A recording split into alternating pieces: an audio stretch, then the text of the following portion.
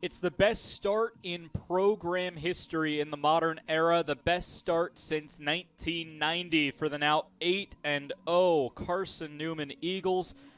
Beat the previous best start of 7-0, which occurred back in 2020 in that COVID-shortened season. Carson-Newman looks to now extend that to an 8-0 or a 9-0 start with a win in Game 2 of this doubleheader. Carson-Newman put together a combined one-hitter in the 9-inning 7-0 win over Emory and Henry in Game 1. Colton Kaysen takes the mound for Carson-Newman today in Game 2. Kaysen, the true freshman, a 2-0 record, a 6.10 ERA, but don't let that ERA fool you. Kaysen is one of the best freshmen in the South Atlantic Conference, toeing the rubber, and he's the number 2 starter for Carson-Newman this season. Jared Foley will step into the batter's box to get our game underway today. And waiting for the first delivery at around 2:35 today. And the first pitch is fouled off. Official start time at 2:34 this afternoon. About 9 minutes late from the scheduled start time of 2:25. That was announced after the final out of the last game. Second pitch from Kaysen will miss high and tight for ball 1. Counts even to a ball and a strike.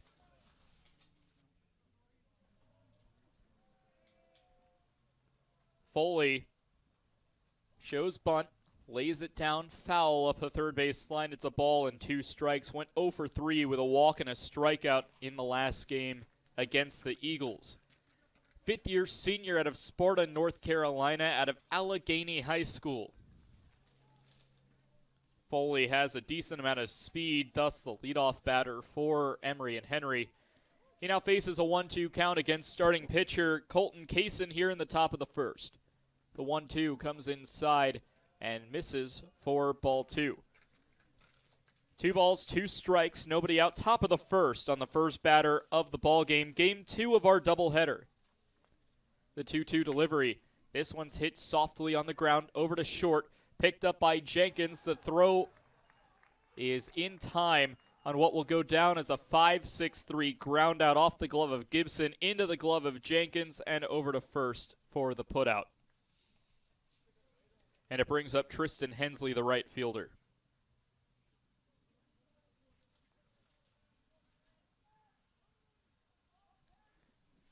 Carson-Newman, the 2025 edition, as Hensley swings on the first pitch. Ground ball to Gibson, the third baseman. Throw on to first is in time for the out. So 1 pitch, 1 out to Tristan Hensley on the 5-3 ground out, and it now brings up Steven Smith. Carson-Newman, the Eagles are now in sole possession of the second best home start in program history. The Eagles now 7-0 at home. First pitch is fouled off, and that's strike 1 to Steven Smith. Best home start was in 1993 when Carson-Newman won its first 9 home games of the season. The Eagles would need to sweep Emory and Henry in this game, and on Sunday's game, in order to tie that best home start in program history. Reminder, no game tomorrow due to impending weather. Series will resume on Sunday between the Eagles and the Wasps. 0-2, pitch taken upstairs for ball 1. It's a ball and 2 strikes.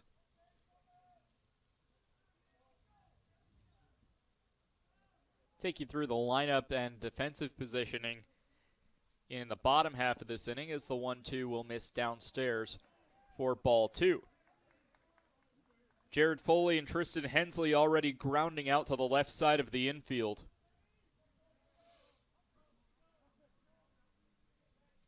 And here comes the 2-2. Chopping ground ball right back to Kaysen. He picks it up. The throw on to first is true. 3 up, 3 down in the top of the first. Wasps come up empty for the 10th consecutive inning today. Eagles coming up to bat for the first time in this game when we come back on the Eagles Sports Network. Don't know what to wear on game day?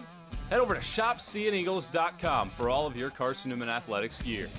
You can find clothing from Adidas, Columbia, Nike, and Under Armour to cover you from head to toe. ShopSeeingEagles.com also has duffel bags, backpacks, jewelry, pet supplies, and gifts. Don't waste any more time. Prove you are the ultimate Carson-Newman fan with the official gear of the Eagles at ShopSeeingEagles.com. Visit today. Dorm food got you down? Need a home-cooked meal? Then Lisa's Country Kitchen is for you. Lisa's Country Kitchen has been feeding Carson-Newman students for 15 years.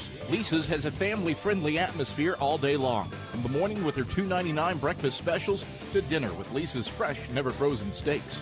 Carson-Newman students get a 10% discount with their student ID. Lisa's Country Kitchen on Route 92 off Old Andrew Johnson Highway. The best food for the best prices. Back here from the Silver Diamond Baseball Complex, weather is warmed up. 45 degrees and mostly cloudy, a difference from a 37-degree first pitch in Game 1 where the feels-like temperature was 27. 45 with a feels-like of 41. Winds are blowing at 7 miles per hour sustained, gusting at 10 out to right center field. So a good day for left-handed batters. Between these two teams, left-handed batters are few and far between. Ryan Jenkins, Spencer Williams, and Logan Floyd lead things off against Drew Lanzo, the left-handed pitching starting pitcher for the Wasp. 0-1 record, an 11.05 ERA, and in 7 1/3 innings pitched for the starter out of Emory and Henry, Drew Lanzo. It's Jenkins, Williams, and Floyd, the shortstop, right fielder, and first baseman. Kilgore, Castellana, Benner, the DH, catcher, and left fielder, take up the middle part of the batting order. And rounding out the Carson-Newman batting order, Cole Nathan, the second baseman, Aiden Gibson at third, and the center fielder, Trey Miller, make up the Eagles' batting order, with Jenkins stepping into the batter's box.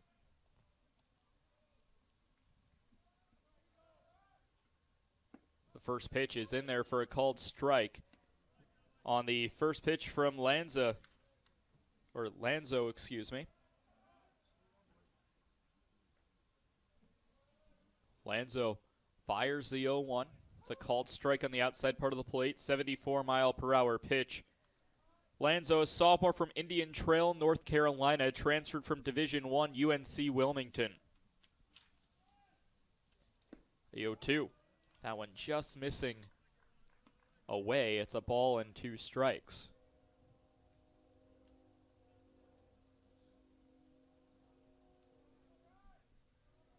First batter for the Eagles in the ballgame. The 1-2 skips into the dirt. Counts now back even. 2 balls and 2 strikes.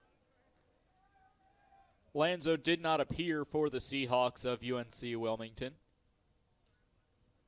Last season for Emory and Henry went 1-7 with a 7.61 ERA. 2-2. This one smacked into right center field. That one will drop in for a base hit. It will be extra bases for Ryan Jenkins. He pulls into second with a leadoff stand-up double. So Jenkins pulls into second base with the double. And Spencer Williams, the right fielder, will now be tasked with trying to drive him home.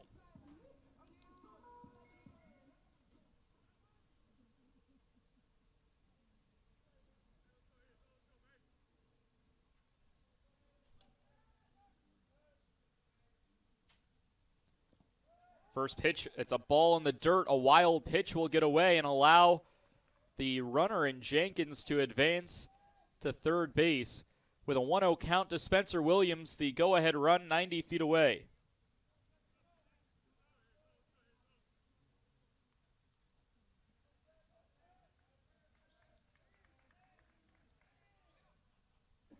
Shows bunt. Williams fouls it off right into the home dugout up the third base side.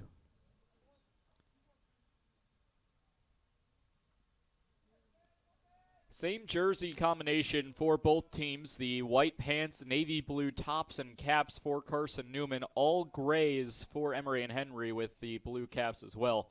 1-1 will miss downstairs, and it's a 2-1 count.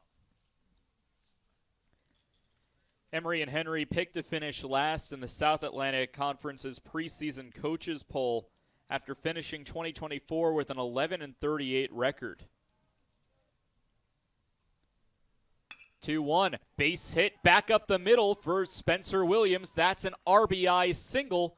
And trying to advance to second, there's nobody covering second base, and taking advantage is Spencer Williams with a double up the middle. A lazy throw from Foley combined with Hoppus and Smith, the middle infielders, not covering the second base bag. Williams scampered in between Beber, Smith, and Hoppus to get into second base with an RBI double on a ground ball up the middle. And it brings up Logan Floyd with a runner in scoring position. Ball will miss inside and low for ball one.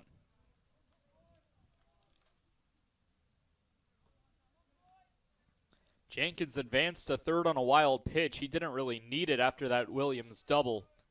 Probably would have scored on the base hit regardless. The 1-0 chopper heading over to third, picked up by Ferguson. The throw on to Beber is in time, and there's finally one retired here in the bottom of the first.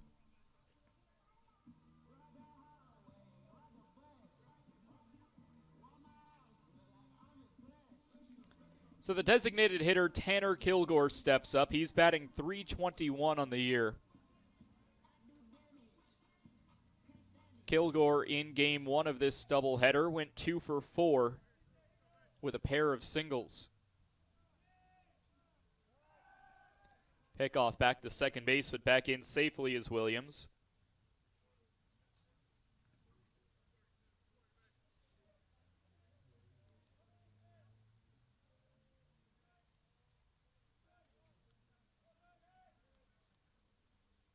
The 0-1 will miss downstairs for ball one. That wasn't the 0-1. It was the first pitch of the at-bat. My apologies. I was thinking back to the pickoff over at second base with Spencer Williams, so a 1-0 count. Lanzo sets, fires, a called strike down low. 82-mile-per-hour fastball from the left-handed pitching Lanzo.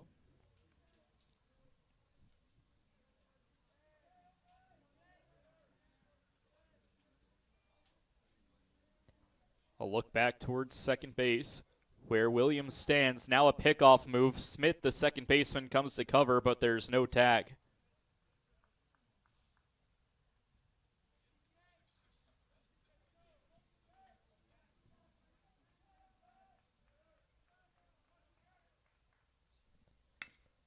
Chopping ground ball. That will get through up the middle.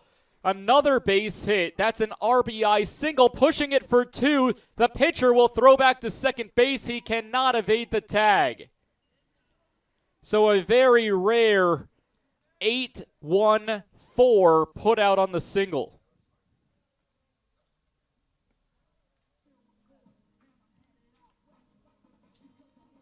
Williams does score, so it's now 2-0. And it brings up Castellano with 2 gone and nobody on.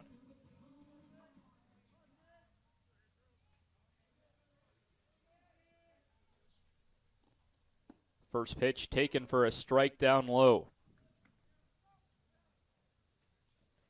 First 2 batters for Carson-Newman doubled. Both of them have now come in to score. The 0-1 will miss outside. And Castellano evens up the count to a ball and a strike.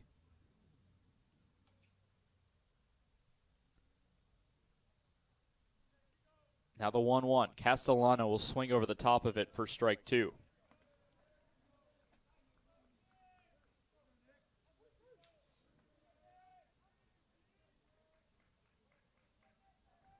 Carson-Newman as a team batting .453 against left-handed pitchers entering today. Fouls off the 1-2, and we'll do it again. The next pitch will be Lanzo's 19th.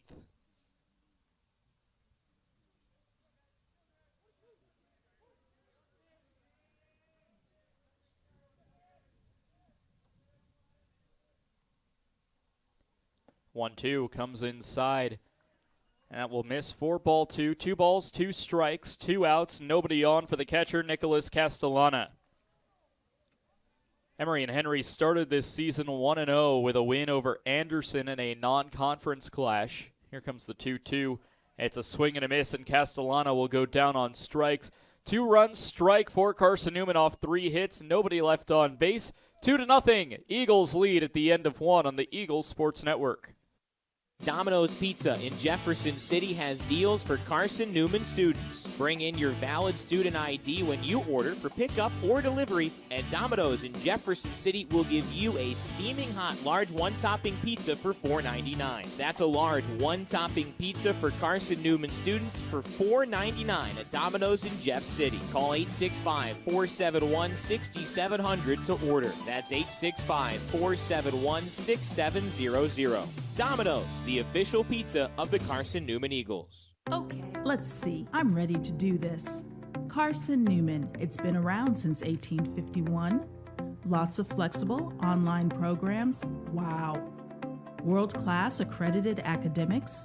A faith and learning environment with professors who really care about me. A top 10 best value school. Carson-Newman gives $48 million a year in financial aid. This is the perfect place. I'm in.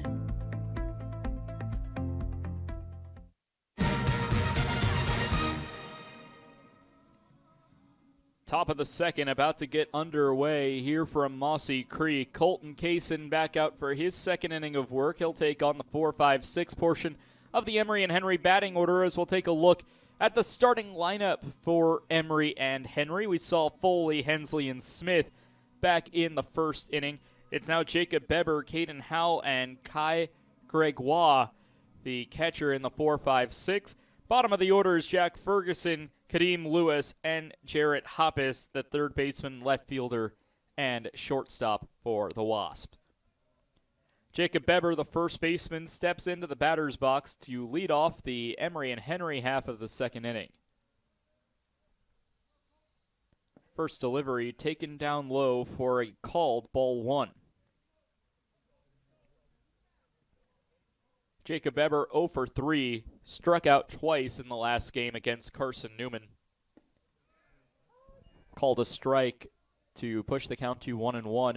Now, one of those strikeouts has a big asterisk on it. With a 2-strike count, barely took the bat off his shoulders, was ruled to have swung on a called strike, will make it now a 1-2 count. That was then a drop third strike as it got past Castellana. Beber really allowed Castellana to get the late start because he didn't think he had swung. He'll ground this one for a base hit up the left field line. He's looking for extra bases as Benner digs it out of the corner, and he'll pull into second with a stand-up double. Started to move towards third, but pulls back into the station. So Beber with a leadoff double for Emory and Henry. A stark contrast to game 1 of this doubleheader where E&H didn't get its first base hit of the ballgame until the 9th, and which was their only hit of the game. The Wasps now get their first here in the top of the second of a 7-inning contest.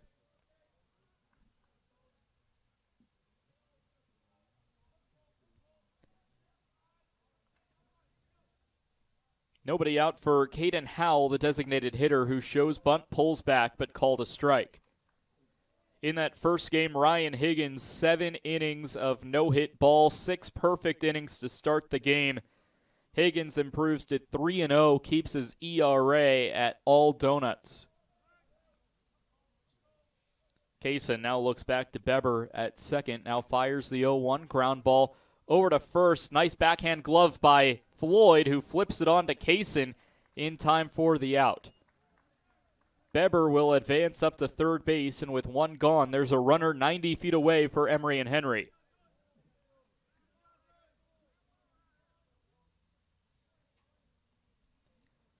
Kai Gregoire, the catcher, came in as a pinch hitter in game 1 of this doubleheader.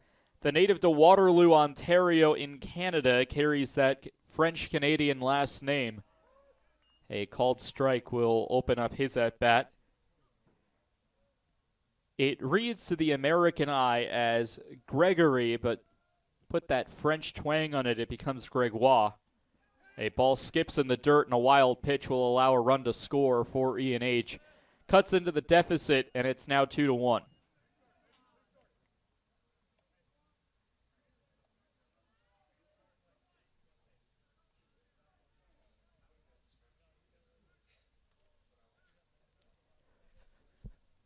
One ball, one strike.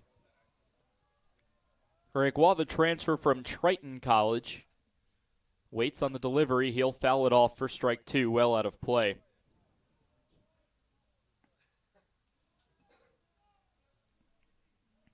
Higgins got the winning decision in Game 1 to improve to 3-0. Jackson Underwood came in before the crooked number in the bottom of the 8th and earns his first save of the campaign. Ball upstairs, and it's a 2-ball, 2-strike count with one away. And nobody aboard after Beber scores on the wild pitch. 2-2, taken downstairs. Full count to the catcher, Gregoire.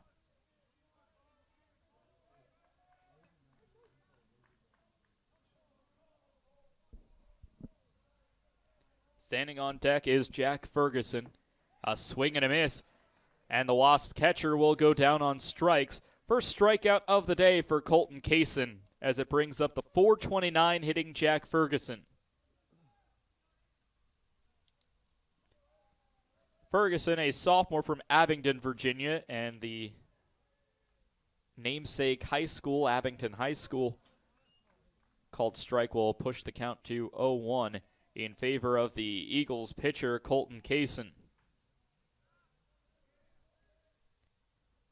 The 0-1 skips away. It's ball one. 1 ball, 1 strike. Eagles on their best start in modern history since wins and losses were accurately recorded in 1990. This is the best start for an Eagles baseball team at 8-0. 1-1. Chopper heading over to third. That's in fair territory. Gibson will fire onto first. In time for the out. Ferguson is retired. A leadoff double for Jacob Beber converts into a run for the Wasp. It's 2-1, middle of the second inning here on the Eagles Sports Network. There's something about a small community that unites us, whether it's cheering on our favorite team or the way we come together in a crisis. Small communities are made up of people with big hearts. We're dedicated to hard work and innovation through sunny days and stormy nights. AEC is always here, powering the people and the places that make our community a spectacular place to call home. AEC, power what matters most. Insurance, it's about people, not things. It's about security. It's about confidence. It's about relationships. It's about trust. It's about you. As a local independent agent, Bible Insurance Agency can design an insurance program that's just right for you and your family. Give the people you love safe, sound, secure protection from Auto Owners Insurance. Call Bible Insurance Agency 423-586-4320 or go by 1600 East Andrew Johnson Highway in Morristown. Welcome you back here to the Silver Diamond Baseball Complex. Eagles lead 2-1. Drew Lanzo back out the left-handed arm for Emory and Henry here on this Valentine's Day Friday,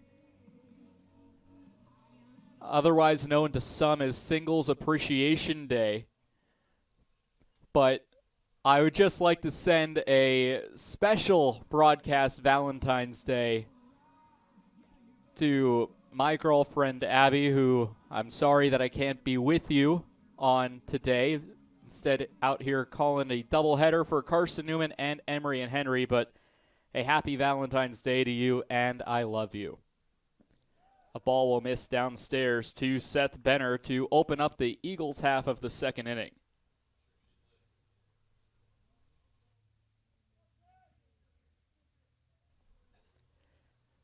.1-0 as a ball will miss outside. Benner is ahead in the count, 2 balls and no strikes.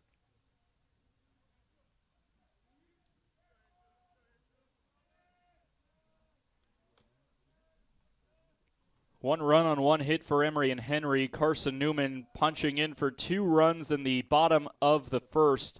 on 3 hits as Benner will now take the third pitch of his at-bat. 4-3. 3 balls, no strikes, nobody out. Benner takes a pitch low. It's a 4-pitch walk to lead off the inning. Emory and Henry going with the left-handed arm who walks his first batter as it brings up the second baseman Cole Nathan. And time will be called for a quick mound visit.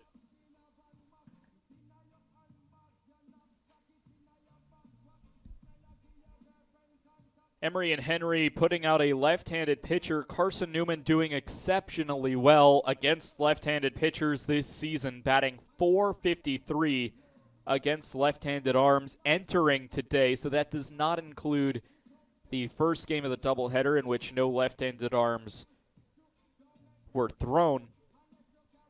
But compare that to Carson-Newman, just a great hitting team in general. We're batting .339 against right-handed pitchers. So that team batting average has just been inflated for Carson-Newman all year, and it's been that offense mixed with the excellent defense and pitching up zeros where they're needed that have propelled Carson-Newman to their 8-0 start. Bunt laid down the first base line, but it tails foul for Cole Nathan after the mound visit.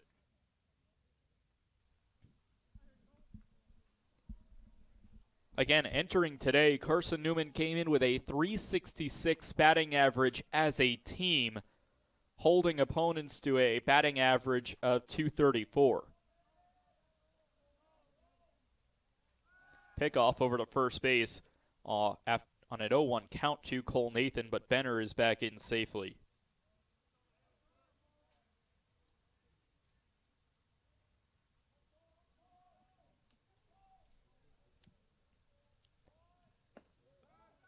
Ball goes high, throw down to first base, but back in safely is Benner before Beber, the first baseman, could apply the tag.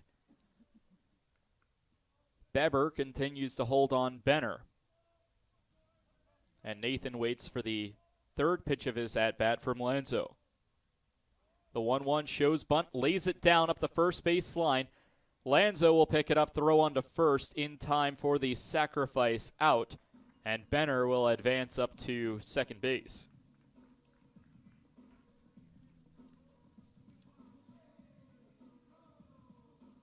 An excellent bunt from Cole Nathan. And had he not been showing bunt, I would even risk to say he could have possibly beaten that one out, as it was just a slow dribbler back up to the mound. First pitch taken low, ball 1.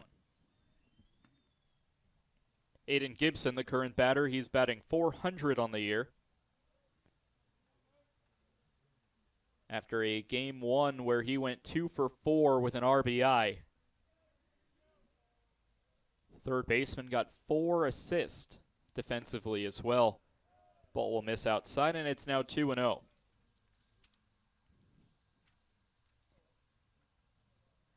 E&H started the season 1-0, defeated Anderson in a non-conference game 10-4 on opening day, but since then have dropped 6 straight. 2-0 shows bunt. Runner in Benner faked the go and instead pulls back to second. Gibson took a ball low, and it's now 3-0. 3 balls, no strikes, 1 away. Bottom of the second, Carson-Newman 2, Emory and Henry 1. As a called strike will hit the zone low, and Gibson threw the bat away thinking it was ball 4.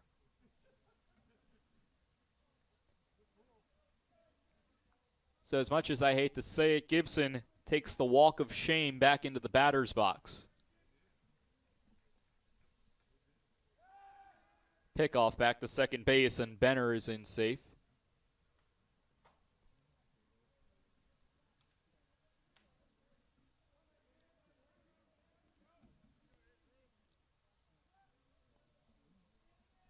The Eagles looking to start 9-0 with a win in this game.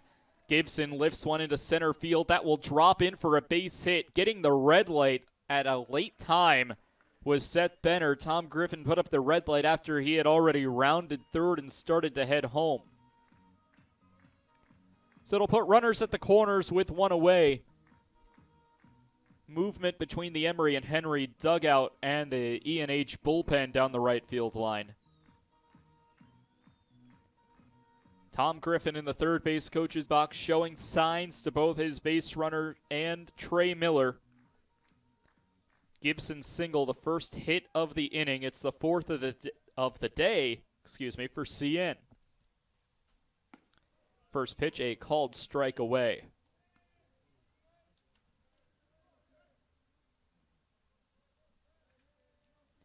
Elsewhere across the South Atlantic Conference on this conference season opening day, a few games have already gone final. 0-1, Miller puts down a bunt, back to the pitcher, and over to first in time for the out. Gibson will advance to second, so it saves Miller's average from decreasing on another sacrifice bunt. No movement from Benner over at third. 2 outs, both of them have been on sac bunts. And it brings up Ryan Jenkins with 2 in scoring position.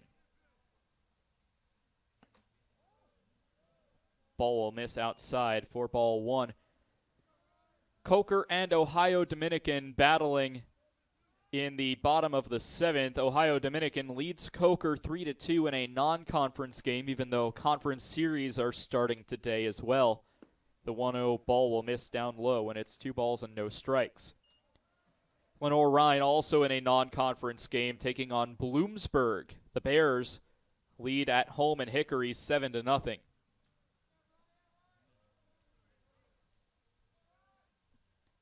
The 2-0 delivery is a called strike on the outside part of the plate. First conference games, though, it will mention today.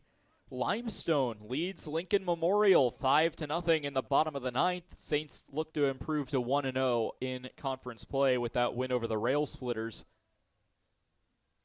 2-1, fouled off, and the count's even. 2 balls, 2 strikes, 2 outs, 2 runners aboard. Gibson and Benner both stand in scoring position. Another non-conference series, Mars Hill trailing to Lander down in Greenwood, South Carolina. Top of the 5th, it's the Bearcats 1 and the Lions 0. 2 in scoring position. Here's the 2-2 delivery taken low, and it's a full count, 3 balls and 2 strikes. Benner walked. He stands at third. Gibson singled. He stands at second. Interjecting themselves between the 2 base runners are 2 sacrifice bunts from Cole Nathan and Trey Miller. Now the payoff pitch to Ryan Jenkins is taken outside for ball 4. Second walk of the inning.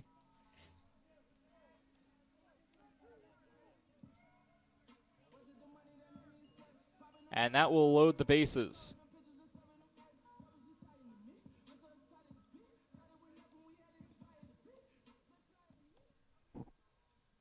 Loads the bases for Spencer Williams, who is 1 for 1 in this second game with a double back in the first. First pitch swinging, it goes straight to the shortstop in Hoppus, who throws it on to the second baseman in Smith to complete the putout. So that'll do it here in the bottom of the second. Eagles put up a 0. They still lead 2-1 heading into the third inning on the Eagles Sports Network. Sure, we've been around a while, 171 years to be exact. We know the power of a liberal arts-based Christian education and the tremendous potential of what can be found on this campus, within this community. We are adventurers, dreamers, believers, passionate and compassionate, curious and clever, driven by a common purpose towards a common goal. I found my passion. I found purpose. We are Carson-Newman. What will you find? Domino's Pizza in Jefferson City and Morristown wants to help feed your business. When you're hungry at lunch, show your business card at Domino's in Jefferson City and Morristown when you make your purchase for pickup or delivery to get 25% off the entire order. That's 25% off your order at Domino's in Jeff City and Morristown when you show your business card. Call 865-471-6700 to get a pizza. Domino's, the official pizza of the Carson-Newman Eagles.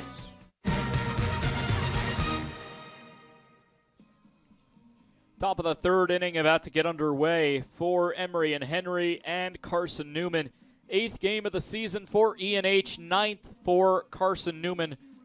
Emory and Henry, only one loss was finished or was named to the preseason all-conference team. That was the leadoff batter, Jared Foley, who's the starting center fielder. He's due up third this inning. Entering today at just 3 hits in his first 19 at-bats. As it will now be Kadeem Lewis. First time we've seen him today. He'll swing over the top for strike 1. Foley did go 0 for 3 with a walk and a strikeout in game 1. More about him when he steps up. He's currently in the hole for E&H. The 0-1 missing low. Ball 1, 1 ball, 1 strike for Kadeem Lewis, the left fielder. Lewis, the senior from Chesterfield, Virginia, and Meadowbrook High School. Swing and a miss for strike 2. Lewis batting $125 on the year. 1 for 8 with 4 strikeouts, so has a strikeout average of 500. He'll throw the bat on the third strike, and what a flourishment of a way to strike out. That is the 3rd time in this young season. This is only the 8th game we've had here at the Silver Diamond Baseball Complex. The 3rd time someone has thrown their bat onto the third base side. It brings up Jared Hoppus, who takes a first pitch called strike.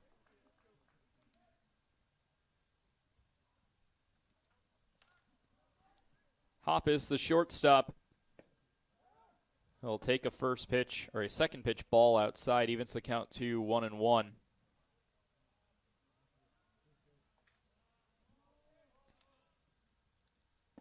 Hoppus 0 for 2 on the season. He'll take a second pitch, or second ball, I should say, now a 2-1 count. 1 run on 1 hit for E&H, 2 runs on 4 hits for Carson-Newman. No errors on either side as a foul ball will go up the third base line. Evens the count at 2-2.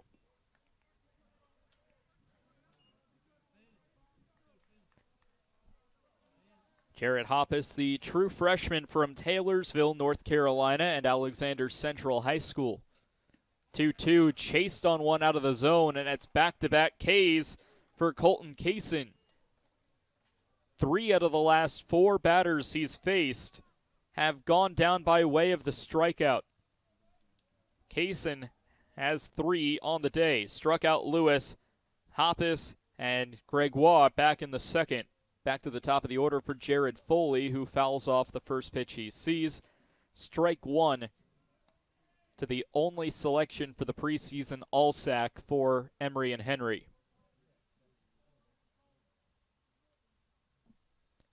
The 0-1, chopping ground ball, picked up by the third baseman Gibson. He'll fire it across the diamond to Logan Floyd for the 5-3 ground out.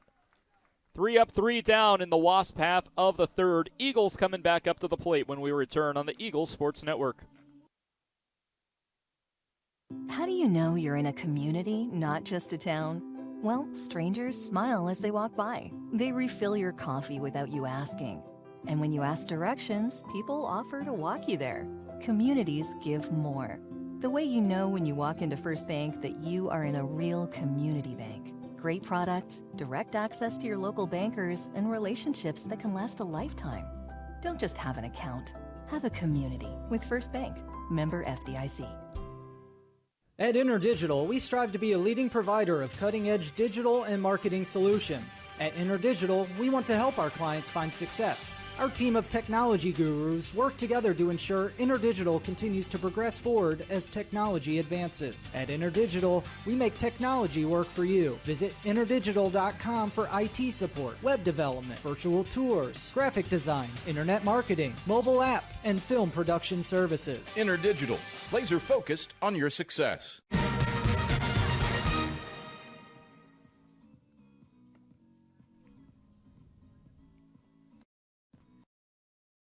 Drew Lanzo, the left-handed starting pitcher for Emory, and take on the 3-4-5 portion of the batting order. Logan Floyd, Tanner Kilgore, and Nicholas Castellana due up. No game tomorrow. These two teams resume their 3-game series on Sunday at 1 o'clock. Stepping up to the plate, Logan Floyd to take on Lanzo. 41 pitches, 21 of them for strikes. No game tomorrow due to the impending weather and some rainfall that will fall in Mossy Creek on Saturday. First pitch called strike to Logan Floyd. So Sunday, the February 16th at 1 o'clock, Andrew Rogers will have the call for you on the Eagles Sports Network on Flow Sports and cneagles.com/live. Ball will miss low and away, and it's a 1-1 count.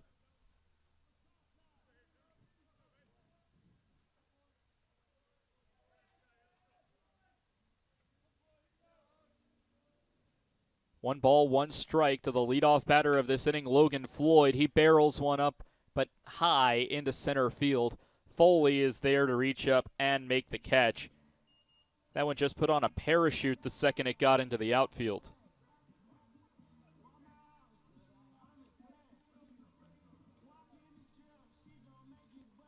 .275-foot fly out to center field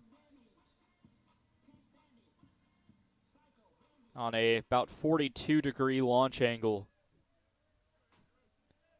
As it now brings up the DH, Tanner Kilgore. First pitch from Lanzo, taken for a called strike outside. 82-mile-per-hour pitch that, according to TrackMan data, was well off the plate.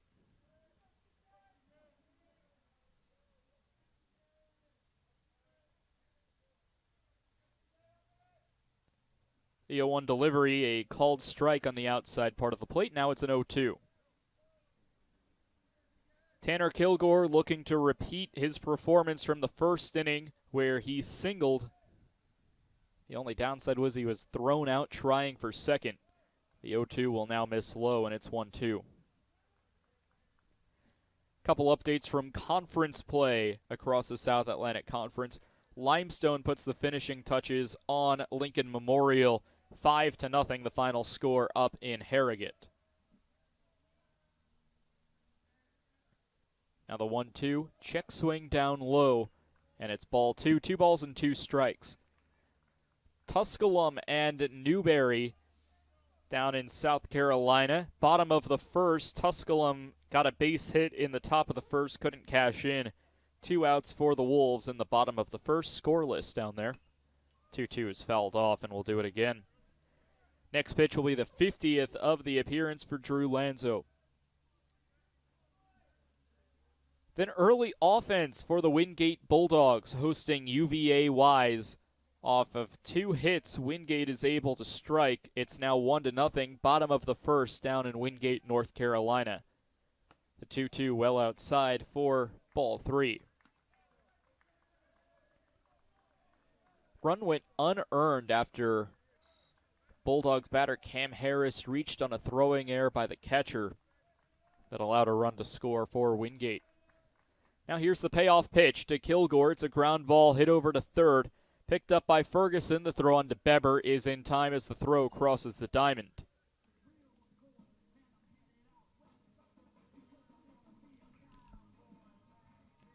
And with 2 gone, it brings up Nicholas Castellana, looking to avoid his fate from his last at-bat where he struck out swinging.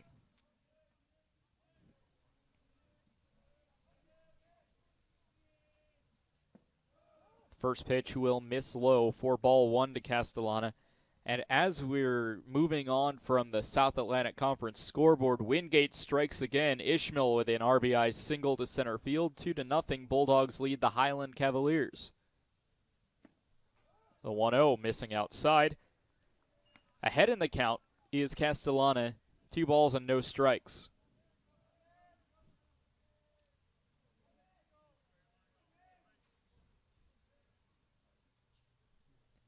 2-0 delivery. This one's hit into the right center field gap. Hensley, the right fielder, goes back and head bumps into the wall. He's down and not getting up. Foley picks it up and throws it in.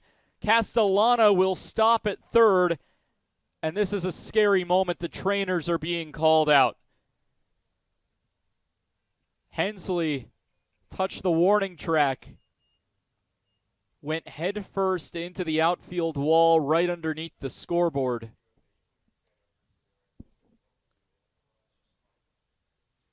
And both athletic trainers are going out. Bree Beber, the athletic trainer for Emory and Henry.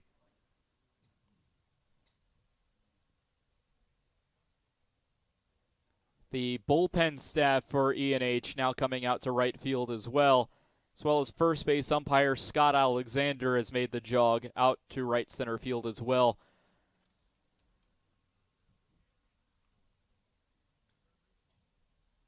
Hensley laying on his back. Now multiple members of the E&H coaching staff. We're going to step aside here on Flow Sports.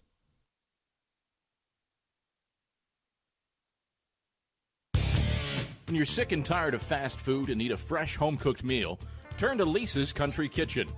Lisa's been cooking up her fresh, never-frozen food for the Lakeway area for more than 15 years. Lisa's cares about her customers.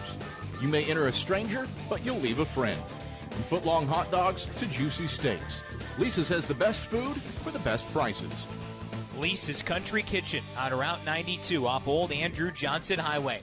The best food for the best prices. Serving East Tennessee for 40 years, Magaha Electric is the perfect choice for all your electrical projects. Magaha Electric specializes in commercial, retail, manufacturing, residential, and industrial contracting needs. Magaha Electric can provide superior service, technical know-how, and realistic budgeting for any size project in a timely, cost-effective manner. Visit MagahaElectric.com for all your electrical contracting needs. Magaha Electric, your East Tennessee electrical contracting source.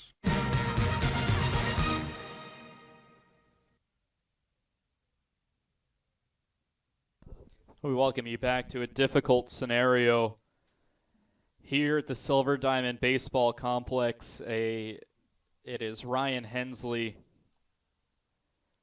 Tristan Hensley, the right fielder, who is down laying on his back in the right center field gap on the warning track. Every athletic trainer that is here in Mossy Creek is out in right field, and obviously just a very difficult situation.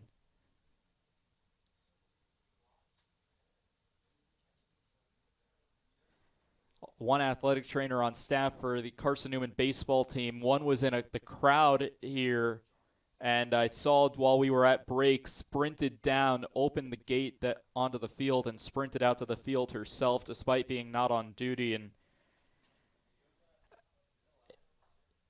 I mean, obviously just a very difficult, hard to talk about situation, and obviously the worst part about everyone's jobs here, from the players to the coaches to the training staff to our job up here in the press box. This is obviously a worst case scenario.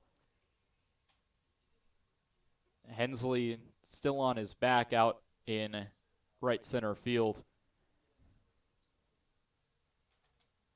And obviously the game is now an afterthought, as we're sending our best wishes up here to Tristan Hensley, the Emory and Henry right fielder.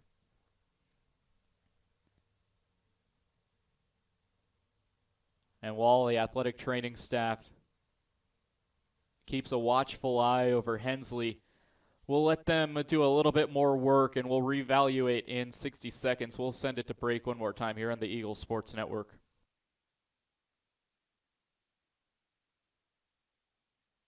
This is Carson-Newman men's basketball alum Taylor Hawkins. I want to help your family secure its financial future. I'm with Modern Woodman Financial Planning, where we touch lives and secure futures. Let Modern Woodman protect your family's financial security through life insurance, retirement planning, and financial services. You can contact me, Taylor Hawkins, at cneagles.com/Modern Woodman. That's cneagles.com/Modern Woodman. Help secure your family's financial future through Modern Woodman Financial Planning. The number one source for Carson-Newman athletics gear is shopseeandeagles.com, where you can find gear from Adidas, Columbia, Nike, and Under Armour. Shirts, jerseys, sweatshirts, shorts, pants, hats, and scarves. ShopCNEagles.com is your source for everything CN. You can even show your school spirit on your smartphone or tablet. All of your game day essentials can be found in one place. ShopCNEagles.com.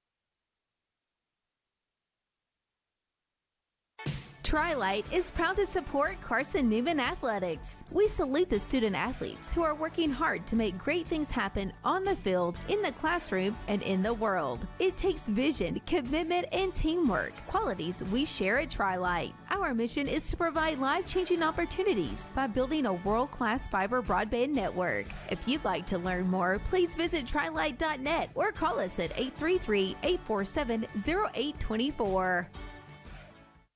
We select our insurance companies the same way you do, very carefully. When you work with us, you can count on receiving fast, courteous, and professional service and quality protection through Auto Owners Insurance. For a no-problem approach for your life, home, car, and business insurance needs, ask us about the No Problem Company, Auto Owners Insurance. Call Bible Insurance Agency at 423-586-4320 or go by 1600 East Andrew Johnson Highway in Morristown, serving the Lakeway area's insurance needs since 1931. Back here from the Silver Diamond Baseball Complex, a little bit of good news as Tristan Henley has gone from laying on his back to slightly being propped up. He is burying his face within his glove, which is still on. If you're just tuning in, we're in the bottom of the third inning, and the game is currently an afterthought as Tristan Hensley collided with the right center field wall while chasing down a ball hit by Nicholas Castellana.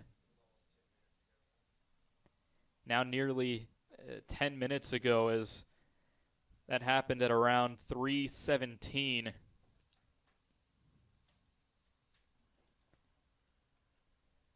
And the training staff is still talking with Tristan Hensley here, and obviously a very difficult situation, not only to witness, but to talk about as well. And the Carson-Newman sports medicine cart is on its way to the outfield just to try to safely transport him off of the field. And as I've mentioned before, the game, whatever has happened to this point, is now an afterthought, as our thoughts and prayers here on the Eagle Sports Network and Carson-Newman University go out to Tristan Hensley. As that sports medicine cart has now made its way into right center field. And the question now turns to safely transporting him from the warning track, where he is currently sitting up. He was laying down for a long period of time. So the good news is he is sitting up.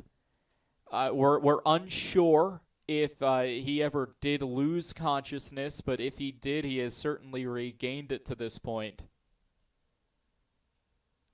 And now the focus and the concern is transport for Tristan Hensley to get safely off the field. And obviously when there's ever something in an impact to the head, I mean, you've seen it a lot, probably more often than it should in a sport like football where you see the cart come out. And a major point of emphasis is making sure that the neck doesn't turn. You often see a lot of major football injuries. They have to cut the helmet off or screw off the face mask, and obviously not as much of an issue in a sport like baseball, but it's the same set of circumstances where you don't want really that neck to move. You want to ensure that you're preserving that area of the body when you go to make that transport onto the cart. And as we take a look into center field, he does appear to be conversating with, again, there are 3 athletic trainers out there right now. Bree Beber from Emory and Henry College, as well as 2 separate ATs from Carson-Newman, one of which not on duty, was just in the crowd watching a ball game here on this Friday afternoon and jumped into action when the situation needed it. So, I mean, props to both athletic training staffs from Emory and Henry and Carson-Newman, especially for an off-duty athletic trainer to jump out of their seat literally as a fan and jump into action. I mean, just an excellent showing from both staffs between Carson-Newman and E&H.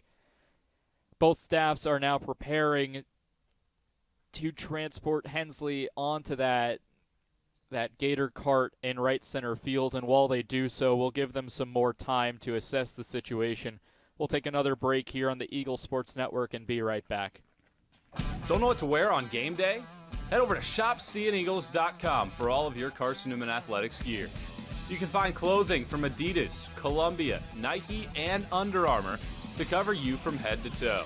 ShopSeeingEagles.com also has duffel bags, backpacks, jewelry, pet supplies, and gifts. Don't waste any more time. Prove you are the ultimate Carson-Newman fan with the official gear of the Eagles at ShopSeeingEagles.com. Visit today. Dorm food got you down? Need a home-cooked meal? Then Lisa's Country Kitchen is for you. Lisa's Country Kitchen has been feeding Carson-Newman students for 15 years. Lisa's has a family-friendly atmosphere all day long, from the morning with her $2.99 breakfast specials to dinner with Lisa's fresh, never-frozen steaks. Carson-Newman students get a 10% discount with their student ID. Lisa's Country Kitchen on Route 92 off Old Andrew Johnson Highway. The best food for the best prices.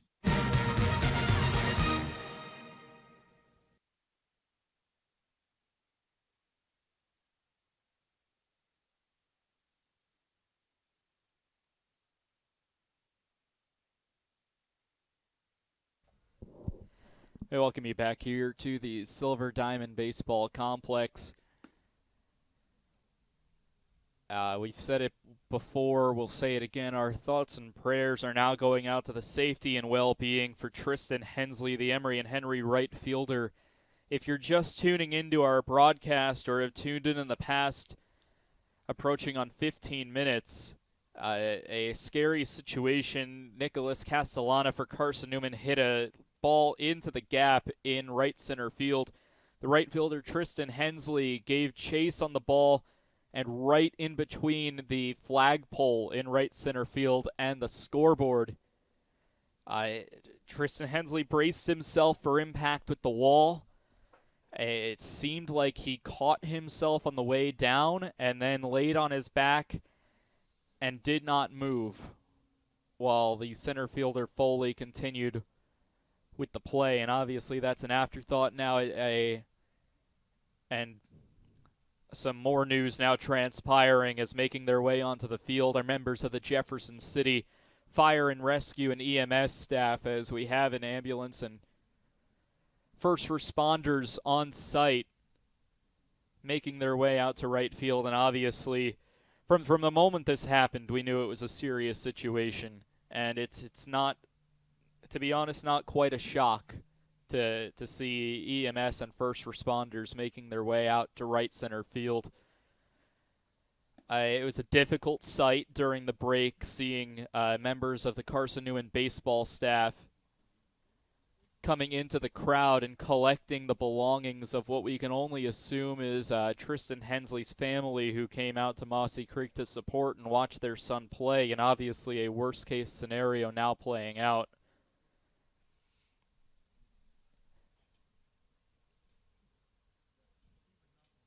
They have laid the Wasp right fielder back down onto his back, and EMS has just approached him and are just now communicating and deciding what to do. So with that in mind, we're going to take one more short break here on the Eagles Sports Network. Scary situation here in Jefferson City. Domino's Pizza in Jefferson City has deals for Carson-Newman students. Bring in your valid student ID when you order for pickup or delivery, and Domino's in Jefferson City will give you a steaming hot large one-topping pizza for $4.99. That's a large one-topping pizza for Carson-Newman students for $4.99 at Domino's in Jeff City. Call 865-471-6700 to order. That's 865-471-6700. Domino's, the official pizza of the Carson-Newman Eagles. Okay, let's see. I'm ready to do this. Carson-Newman. It's been around since 1851. Lots of flexible online programs. Wow. World-class accredited academics. A faith and learning environment with professors who really care about me. A top 10 best value school. Carson-Newman gives $48 million a year in financial aid. This is the perfect place. I'm in.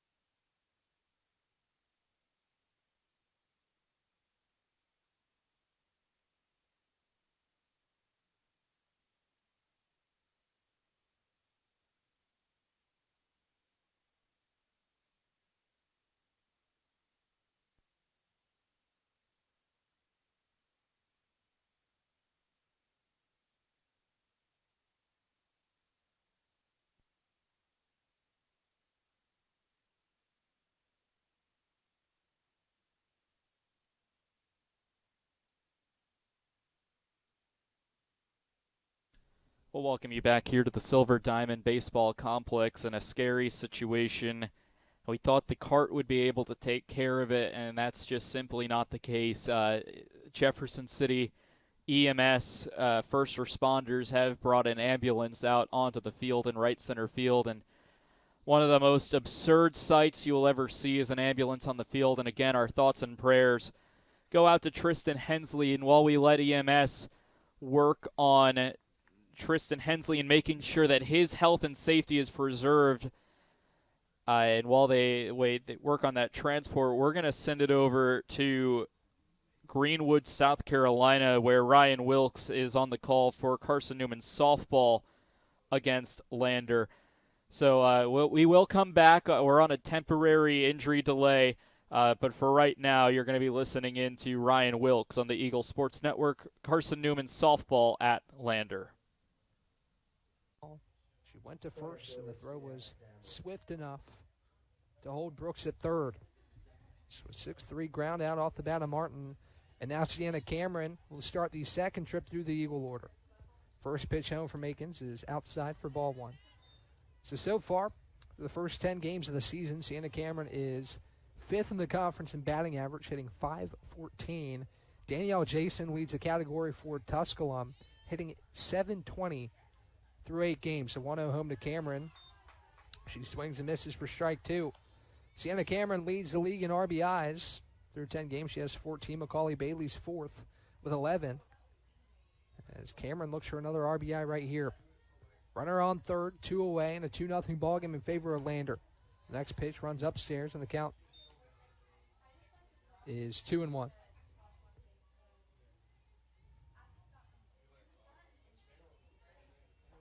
Two balls and one strike to Sienna Cameron. The offering home is on the outside corner for a called strike, and the count evens at 2-2. Pitch look a little outside from here, but called strike 2. And it's Deuces Wild on the scoreboard. 2 balls, 2 strikes, 2 outs with Trinity Brooks standing on third. 2-0 Lander here in the top half of the third. As the 2-2 pitch home to Cameron is slapped right side to Griffin at first. She takes it herself for out number 3. So Trinity Brooks gets on with his single, gets all the way to third, but Carson-Newman strands her on third base. 1 hit for the Eagles in the frame, but nothing doing in the run column. After 2.5, it's 2-0 Lander here on the Eagles Sports Network.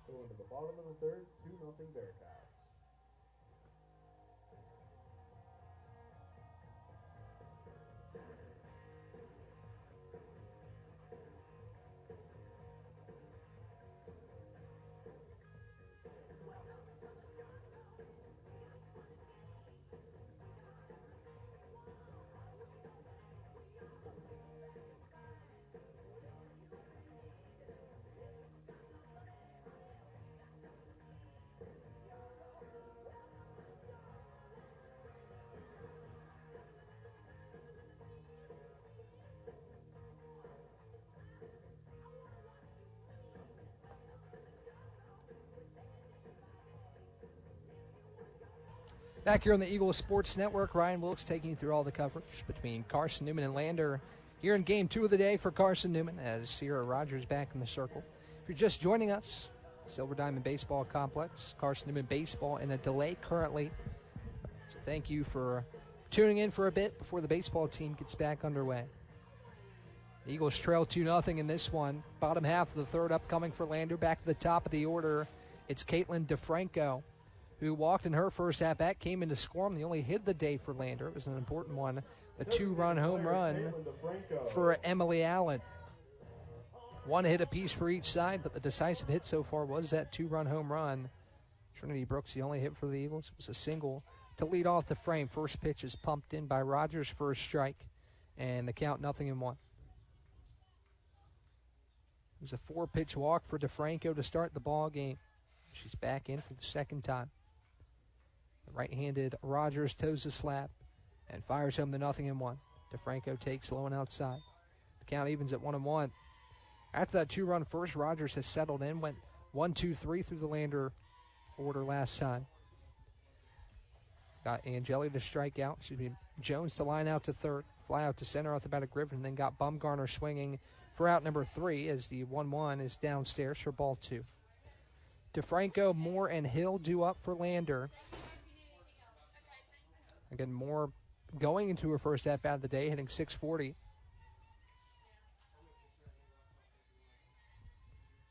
As the left-handed DeFranco stands back in. 2-1 the count, bases empty, nobody out. The pitch home from Rogers is in the opposite batter's box, and the count is 3 balls and a strike. So far, Sierra Rogers' line looking pretty nice through 2 full innings of work. 1 hit, 2 earned runs, 2 walks, and she struck out 3. Behind 3-1 in the count with DeFranco. The pitch home is lone outside, ball 4. Second walk of the day for Caitlin DeFranco. And her second at-bat includes 1 more pitch, but the same result, a 5-pitch walk to start the home half of the third, and now Linda Moore will stand in. Moore, one of 3 strikeouts for Sierra Rogers. It was a big strikeout of Moore, who's one of the hottest bats in this Lander order and in the Peach Belt, hitting .640. First pitch home to her. Squares the bump, pulls back as the pitch is down low for ball 1.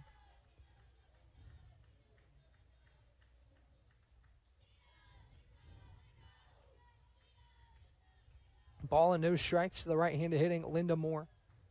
Senior awaits the 1-0 from Rogers.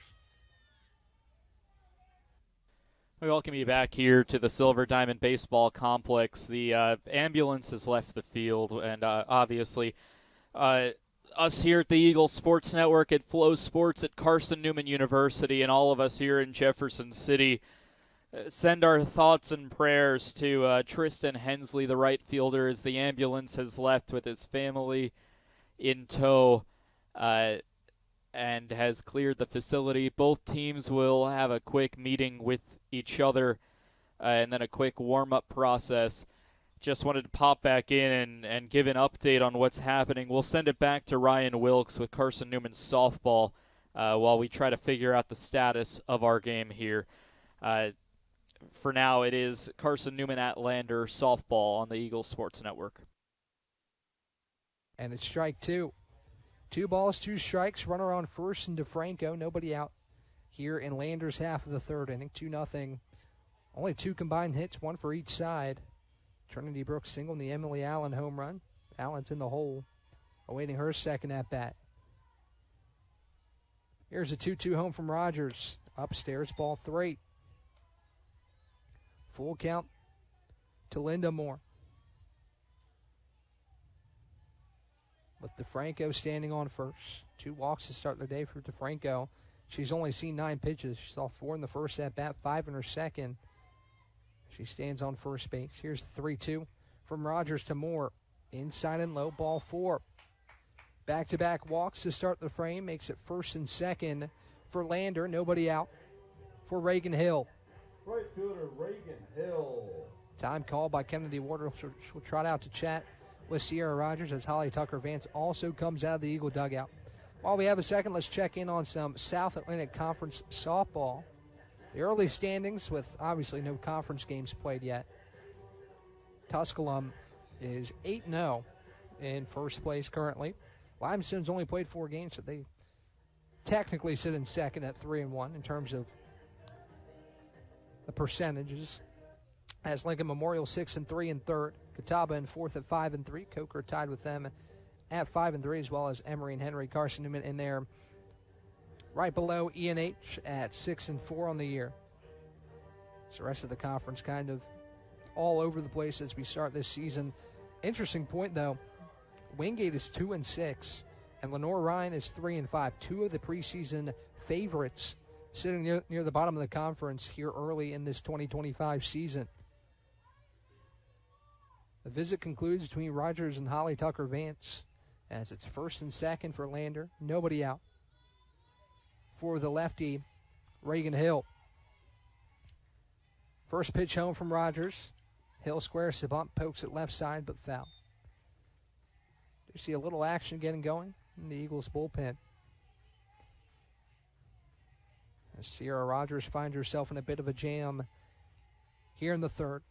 Pretty decent line from Rogers so far. The crooked number is just a walk. She's dealt 4 free passes through 2 full innings of work. As the corner is playing in on Hill. Bailey and Lucero charging in as she squares the bump, pokes on right past Rogers, and it trickles into no man's land. Lucero has to go retrieve, and it will allow DeFranco to round third and score. It's the second time today we've seen the team kind of poke a bunt over the charging infield. That time Rogers coming in, it went right over her head, and Lucero, who was already in the infield, had to go retrieve it. It just trickled into the shallow infield, and DeFranco, nice heads-up base running to come in and score as Lander's lead has grown to 3. 3-0, runner still on first and second for Emily Allen. We'll welcome you back here to the Silver Diamond Baseball Complex as we're about to get back underway with Seth Benner coming up to the plate, and obviously it's a difficult situation coming back from that, almost a 30-minute delay, I should say. As Kadeem Lewis moves over from left to right field, and the first pitch will miss down low for ball 1.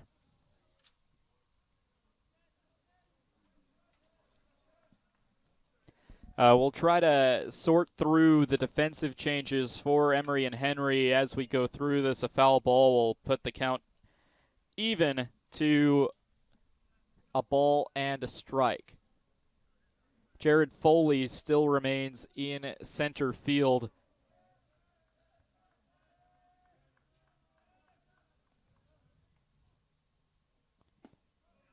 A swing and a miss for strike 2.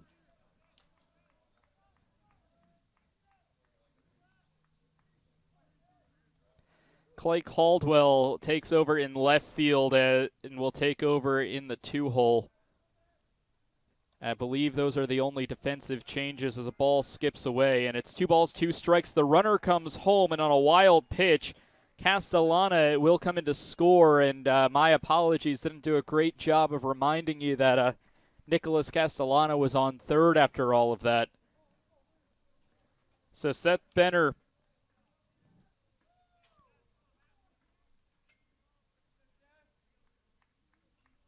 takes a pitch, and Castellana comes in to score on the wild pitch. Benner facing a 2-2 count.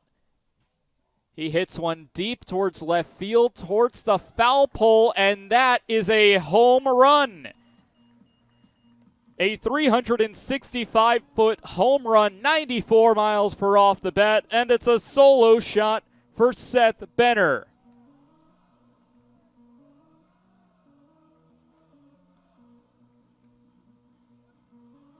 So Benner launches one down the left field line.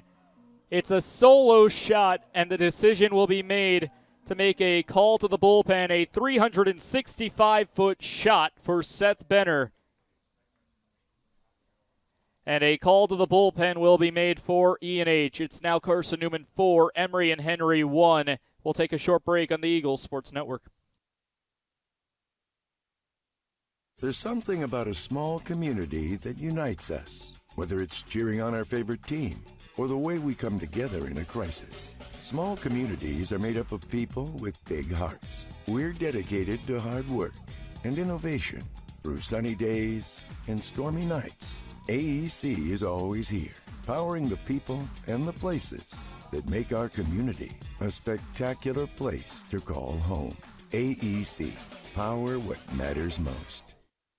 Insurance, it's about people, not things. It's about security. It's about confidence. It's about relationships. It's about trust. It's about you. As a local independent agent, Bible Insurance Agency can design an insurance program that's just right for you and your family. Give the people you love safe, sound, secure protection from Auto Owners Insurance. Call Bible Insurance Agency 423-586-4320 or go by 1600 East Andrew Johnson Highway in Morristown.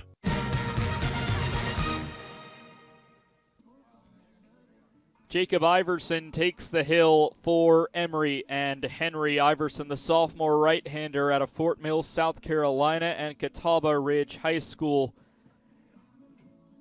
Iverson takes over for Drew Lanzo, who tried to battle through after a 30-minute injury delay.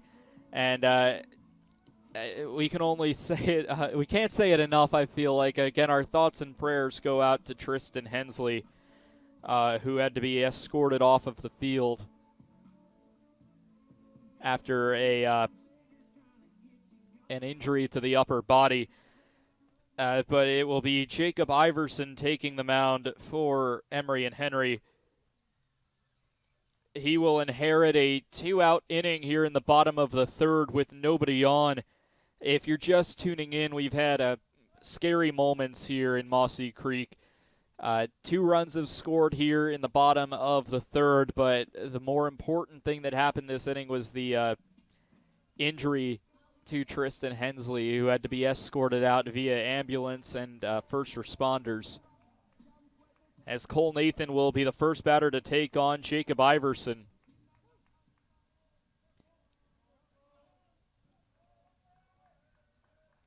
And the first pitch was swung on and missed for strike 1 to Cole Nathan. Within 5 pitches of the game resuming, Lanzo threw a wild pitch to score Castellana, then allowed a 365-foot home run onto the banks of Mossy Creek to Seth Benner. The ball will miss downstairs. It's a ball and a strike.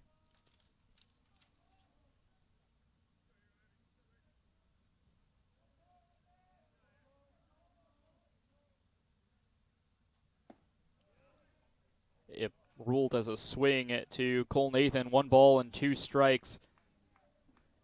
2 outs here in the bottom of the third. 1 run on 1 hit, no errors for Emory and Henry. Carson-Newman, 4 runs on 6 hits, no errors thus far in the game. And a big swing and a miss by Cole Nathan, tagged out by the catcher on a drop third strike. And so that will end a literal nightmare of a bottom of the third inning. 2 runs on 2 hits, no errors, no runners left on base. We're through 3 complete here on the Eagles Sports Network. Sure, we've been around a while, 171 years to be exact. We know the power of a liberal arts-based Christian education and the tremendous potential of what can be found on this campus, within this community. We are adventurers, dreamers, believers, passionate and compassionate, curious and clever, driven by a common purpose towards a common goal. I found my passion. I found purpose. We are Carson-Newman. What will you find? Domino's Pizza in Jefferson City and Morristown wants to help feed your business. When you're hungry at lunch, show your business card at Domino's in Jefferson City and Morristown when you make your purchase for pickup or delivery to get 25% off the entire order. That's 25% off your order at Domino's in Jeff City and Morristown when you show your business card. Call 865-471-6700 to get a pizza. Domino's, the official pizza of the Carson-Newman Eagles. We welcome you back here to the Silver Diamond Baseball Complex. Emory and Henry coming up to the plate for the first time since their teammate Tristan Hensley went down with that upper body injury. He was supposed to lead things off. Instead, it will be Clay Caldwell, who's now the left fielder. Kadeem Lewis, who was the starting left fielder, has now moved over to right field. So in the spot that Tristan Hensley would have batted in, Clay Caldwell trying to do him justice.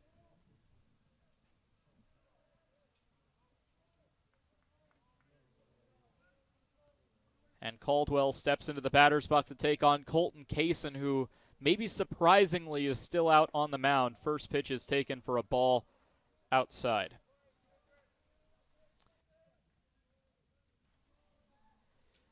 Caldwell, a junior from Salem, Virginia. The 1-0 is a called strike. 1 ball and 1 strike. Caldwell did appear in Game 1 of the doubleheader as a pinch hitter. There's a ball will miss downstairs. It's 2 balls and a strike. Caldwell then took over in left field. He went 0 for 1, striking out in that first game of today's doubleheader. 2-1 delivery is chopped foul towards the third base dugout.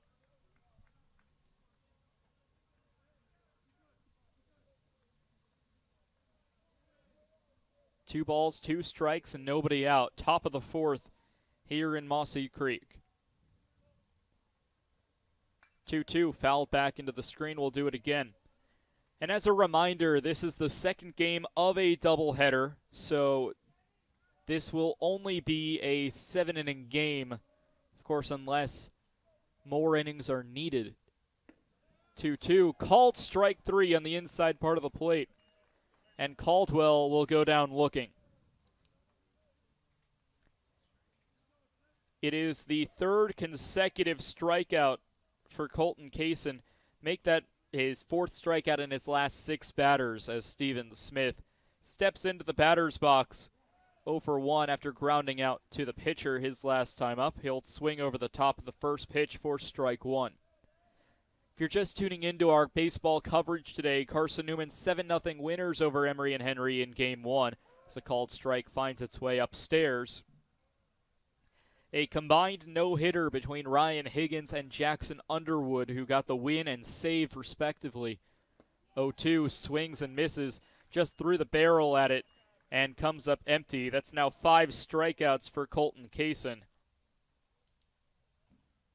And it brings up Jacob Beber.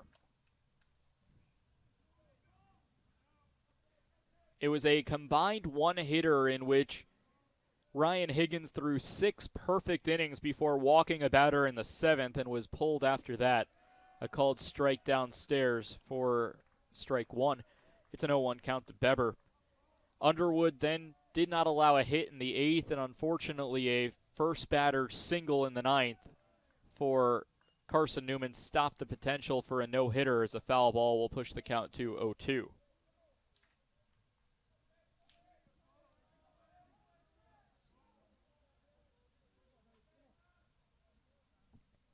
A swing and a miss for strike 3.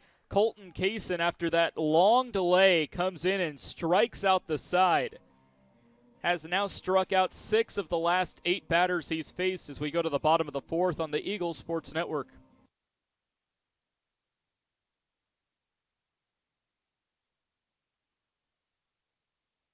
How do you know you're in a community, not just a town? Well, strangers smile as they walk by. They refill your coffee without you asking. And when you ask directions, people offer to walk you there. Communities give more. The way you know when you walk into First Bank that you are in a real community bank. Great products, direct access to your local bankers, and relationships that can last a lifetime. Don't just have an account. Have a community with First Bank. Member FDIC. At InterDigital, we strive to be a leading provider of cutting-edge digital and marketing solutions. At InterDigital, we want to help our clients find success. Our team of technology gurus work together to ensure InterDigital continues to progress forward as technology advances. At InterDigital, we make technology work for you. Visit interdigital.com for IT support, web development, virtual tours, graphic design, internet marketing, mobile app, and film production services. InterDigital, laser focused on your success.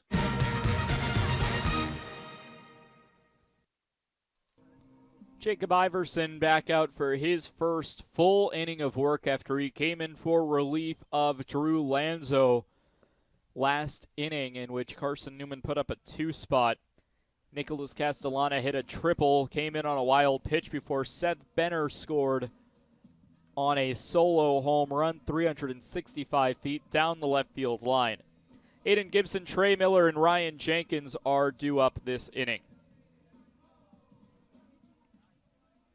South Atlantic Conference opening doubleheader for both teams. It's the first pitch shows bunt but fouls it off.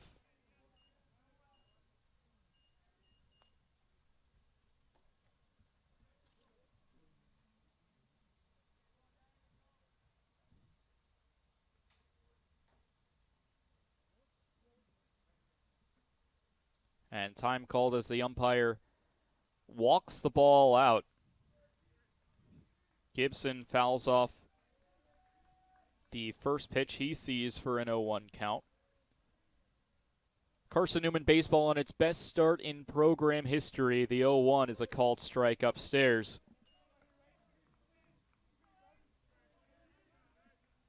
Carson-Newman ranks among the top 15 nationally across all of Division II in multiple categories. The 0-2 is fouled off. Keeps the count at 0-2. Third in the nation in batting average as a team with 366 batting as a team, including the last game against E&H. Third in the country in doubles per game with 3.43 doubles per game for Carson-Newman. The 0-2 comes inside, just misses for ball 1. 8th in the country in scoring, on average 11.3 runs per game for Carson-Newman. That is heavily elevated by a 17-run game against King and an 18-run game in 7 innings against Shorter. The 1-2 just caught a piece of it and fouls it off. And how about this? Number 1 nationally in on-base percentage. On average, Carson-Newman batters get aboard 51% of the time. It's a ball and 2 strikes to Aiden Gibson, who leads off the bottom of the 4th. The 1-2 delivery skips in the dirt. Luckily for E&H, nobody aboard, but the count does move to 2-2. Sitting behind Carson-Newman in team on base percentage is a tie for second base between Cal State San Bernardino and Lock Haven, both with a .497 team on base percentage. Chopping ground ball heading over to third, picked up by Ferguson. The throw on to first is low, but it's there. So Gibson will ground out to third, will bring up Trey Miller.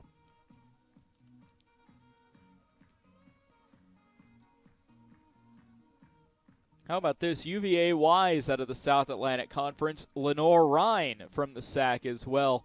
Both also rank in the top 10 in on-base percentage. UVA Wise sitting in 5th place, Lenore Ryan in 8th in that same metric. Miller's first pitch is grounded over to second, picked up by Smith. The throw on to first will be in time, and Trey Miller is retired on the ground out 4-3.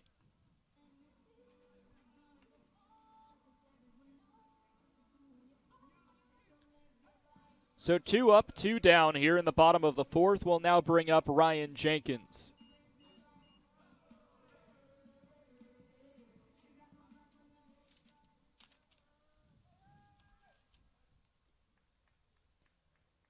Carson-Newman with the win in Game 1 as a called strike will put the count to 0-1 to Ryan Jenkins.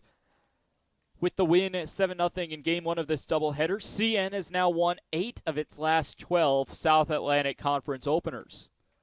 The 0-1 will miss low for ball 1.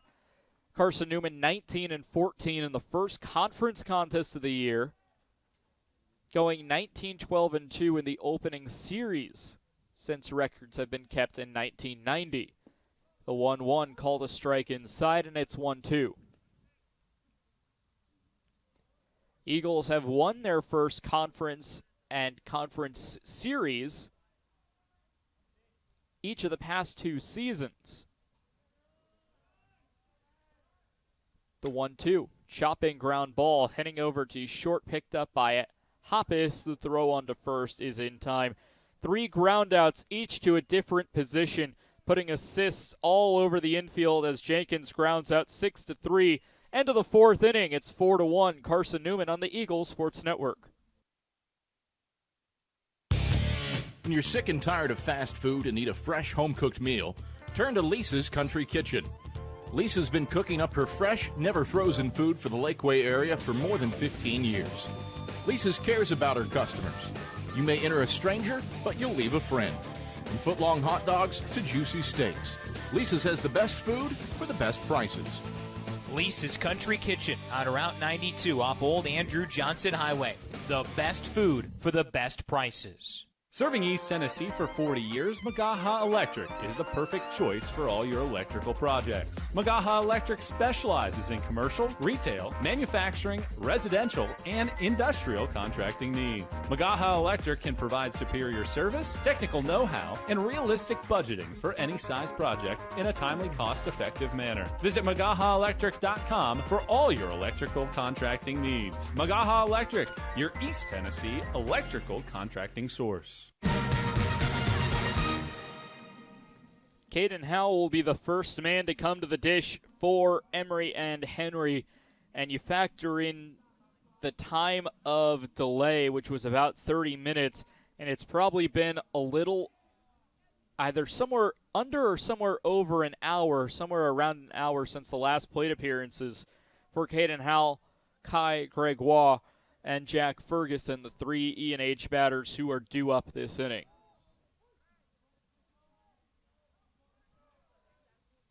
First pitch from Colton Kaysen is a called strike to Caden Howell, who's batting all twos, 222 batting average entering this at-bat.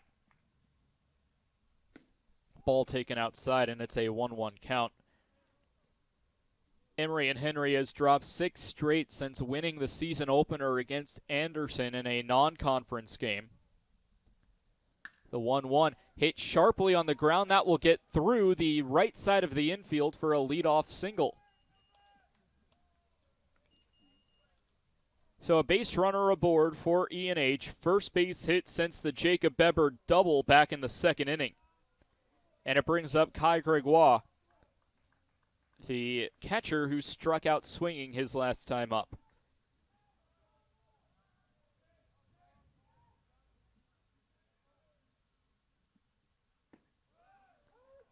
As a called strike will open up the Gregoire at bat.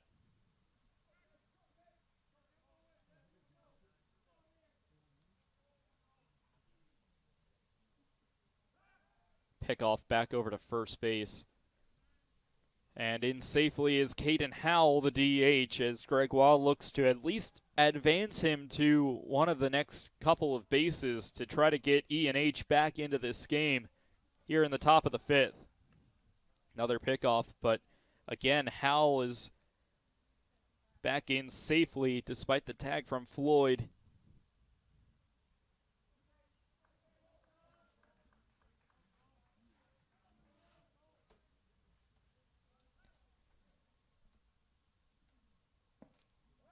A ball will miss low and away. It's a 1-1 count to number 99, Kai Gregoire. Standing on deck is Jack Ferguson. He grounded out to third base his last time up.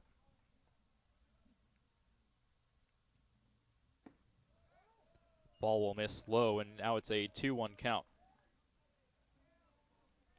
For E&H, a road contest in their next scheduled meeting after this Carson-Newman series with a road contest at nationally ranked North Greenville. 2-1 is swung over the top of and missed. 2 balls and 2 strikes. Then it's finally time for the home opener for E&H. The Wasps have not had a home game yet. They will do so on February 21st in a home sack contest against Coker. 2-2. Chopping ball looked like it was going foul. Instead, it's gloved by the pitcher in Kaysen, who throws it on over to first. 1 gone here in the top of the fifth. Caden Howell does advance to second base, so now a runner in scoring position. Brings up Jack Ferguson, the third baseman, batting 400 on the year for number 8.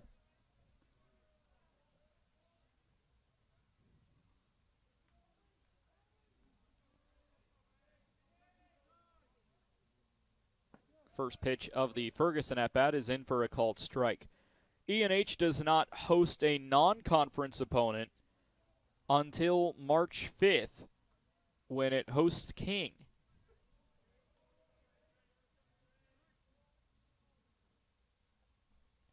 The 0-1 pickoff back, and Kaysen throws it into the outfield. No movement, no damage done. So Howell does not move from second base, saves the throwing error from Kaysen. And we're all set to go again with an 0-1 count on Jack Ferguson.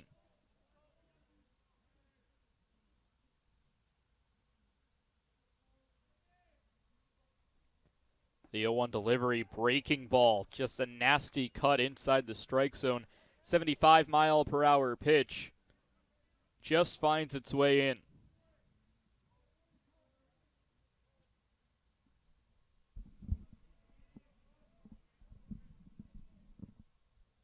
The 0-2. Ground ball hit over to short, picked up by Jenkins. The throw on to Floyd is there, and there's 2 gone. And because the ball went over to short, it stops the advancement from Caden Howell, so Howell is forced to stay at second base, probably a best-case scenario for Carson-Newman. And it brings up the now right fielder, Kadeem Lewis, making his first at-bat listed as the right fielder after moving over from left.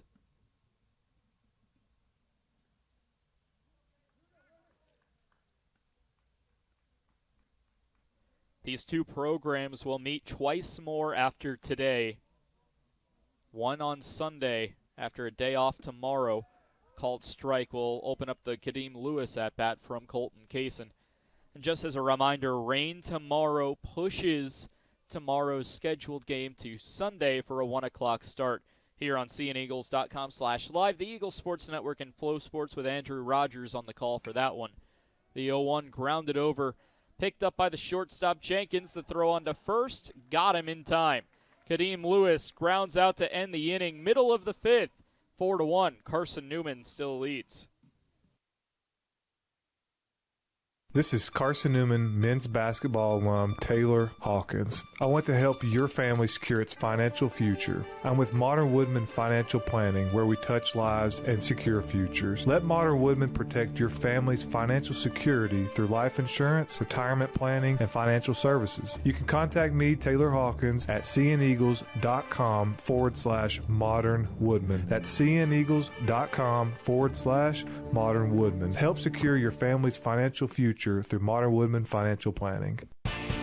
The number one source for Carson-Newman athletics gear, shopseeandeagles.com, where you can find gear from Adidas, Columbia, Nike, and Under Armour. Shirts, jerseys, sweatshirts, shorts, pants, hats, and scarves. Shopseeandeagles.com is your source for everything CN. You can even show your school spirit on your smartphone or tablet. All of your game day essentials can be found in one place. ShopSeeAndEagles.com.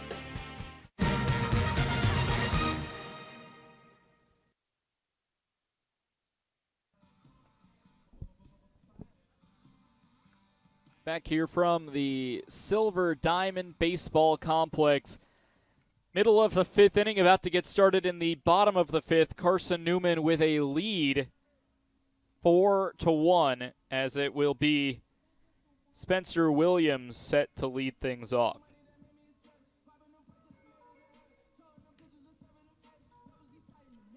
It's Williams, Floyd, and Kilgore, the heart of the Eagles' batting order. So Williams steps in. He is 1 for 2 in this second game of the doubleheader with a double and reaching on a fielder's choice. Called strike on the outside part of the plate opens up the right fielder's at bat.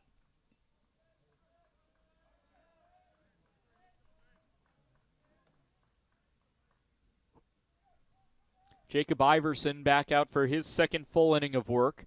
A swing and a miss from Spencer Williams puts him behind at the count 0-2.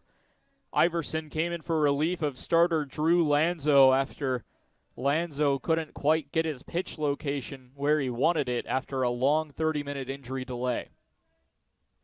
0-2, missing outside, and it's 1 ball and 2 strikes.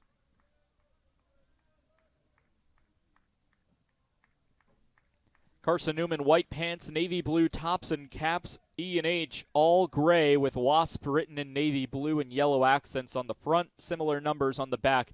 Blue batting helmets when they're batting and navy blue caps in the field as Williams laces one into center field for a base hit. He extended a single into a double with heads up base running his last time up. This time he'll just take the single into center field.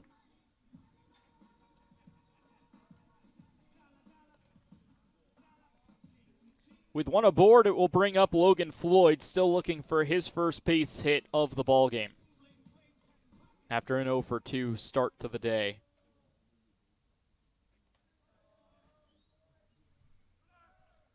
Runner goes on a first pitch taken high. The throw down will skip away, but Williams will get in with a stolen base.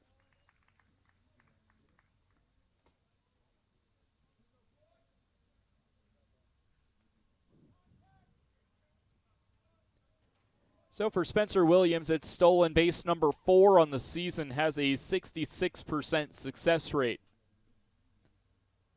The 1-0 chopped foul up the third base line, and the count's even. Carson-Newman Beach Volleyball getting underway today, taking on Florida State College of Jacksonville and the Manta Rays.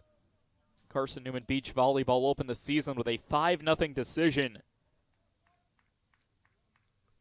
over the Florida State College of Jacksonville Rays. A fly ball down the right field line that will drop in for a base hit. Logan Floyd's got himself RBI extra bases. He's going to try for 3. The throw will come in. The throw beats him. The tag beats him. So it's a double down the right field line.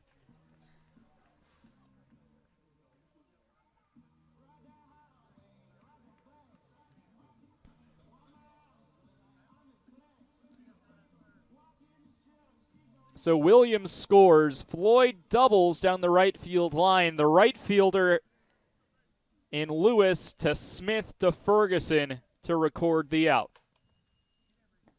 The ball will miss low for Tanner Kilgore to open his at-bat.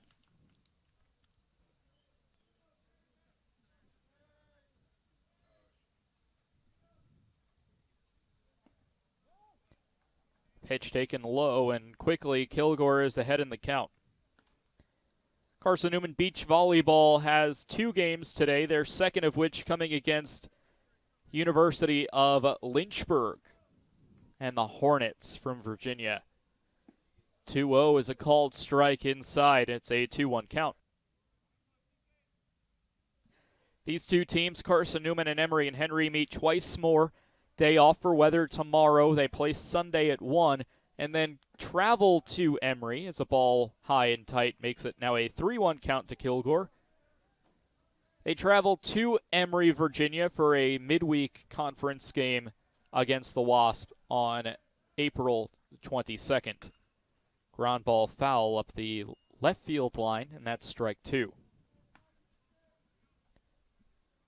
5-1 the new score after Williams scored on a Logan Floyd RBI double.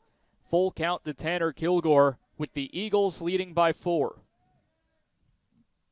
The 3-2 hit sharply towards the second baseman Smith. He'll glove it and toss it on to first for the out. That's the second out of the inning.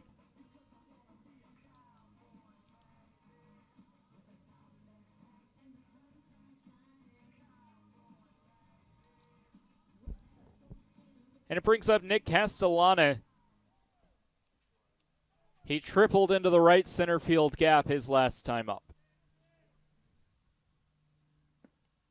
Ball will miss low and inside, and that triple into the right center field gap is when Tristan Hensley went down with his injury, and we'll say it as many times as we can that our thoughts and prayers do go out to him and hope that he has a good recovery as Castellana will take a pitch low for ball 2.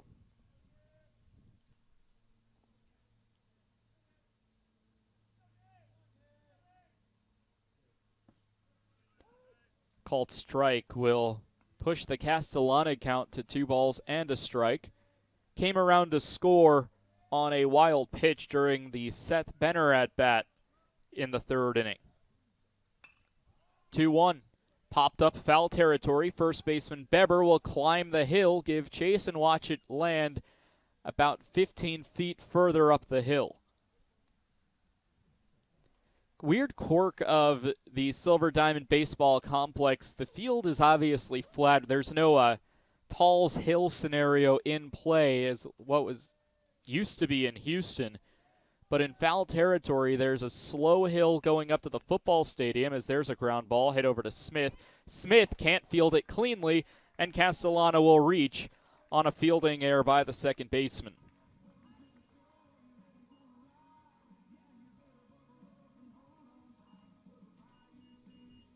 First error of the ballgame for either side, as we'll get a pinch runner coming in for Nick Castellana.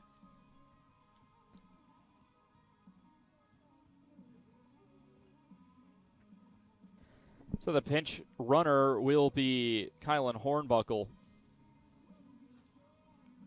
Pinch runner, I should say, for Nick Castellana.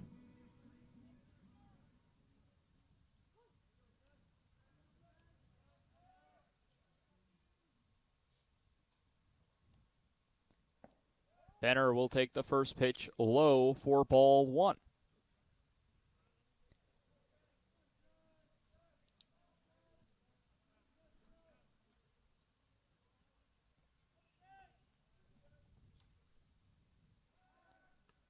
Pickoff over to first. Hornbuckle is able to get back in safely. It is Hornbuckle's second appearance of the season. His first also came in a pinch running appearance. Runner goes on a pitch low. The throw down to second base will skip away, and Kylan Hornbuckle has himself a stolen base.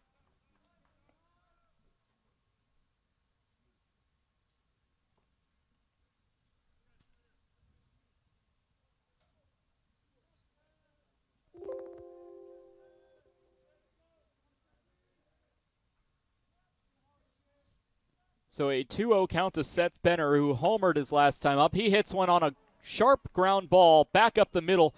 Hornbuckle will round third and come home. Throw will come to the cutoff man. And safe at home is Hornbuckle after Seth Benner delivers an RBI single on a ground ball up the middle. Hornbuckle scores to make it now 6-1 Carson-Newman. Run goes unearned against Jacob Iverson due to the fielding error. And it brings up Cole Nathan. Ground ball right back to the pitcher in Iverson, who will throw it on to first himself for the third out of the inning. 2 more runs cross the plate for Carson-Newman off 3 hits and an error. 1 left on through 5 complete. It's Carson-Newman 6, Emory and Henry 1 on the Eagle Sports Network. Tri-Light is proud to support Carson-Newman Athletics. We salute the student athletes who are working hard to make great things happen on the field, in the classroom, and in the world. It takes vision, commitment, and teamwork, qualities we share at Tri-Light. Our mission is to provide life-changing opportunities by building a world-class fiber broadband network. If you'd like to learn more, please visit trilight.net or call us at 833-847-0824. We select our insurance companies the same way you do, very carefully. When you work with us, you can count on receiving fast, courteous, and professional service and quality protection through Auto Owners Insurance. For a no-problem approach for your life, home, car, and business insurance needs, ask us about the No Problem Company, Auto Owners Insurance. Call Bible Insurance Agency at 423-586-4320 or go by 1600 East Andrew Johnson Highway in Morristown, serving the Lakeway area's insurance needs since 1931. Couple defensive changes to tell you about as we begin the top of the 6th inning of our 7-inning contest in Game 2 of the doubleheader. Frankie Delgado takes over at the catcher's position, relieving Kylan Hornbuckle, who came in as a pinch runner, who relieved Nicholas Castellana. So Delgado, the new catcher. Taking over at second base is Julian Hines in replace of Cole Nathan as the 2 substitutions. Jarrett Hoppus will lead things off here in the 6th. First pitch is taken for a called strike. 1 run on 2 hits, 1 error, 1 runner left on base for Emory and Henry. The 0-1 is a called strike for strike 2. For E&H, it's the 12th error on the season and the 4th by the second baseman Smith. The 0-2, chopping ball back to the pitcher, and Kaysen, who will throw it on to first. It's a close play, but it's in time.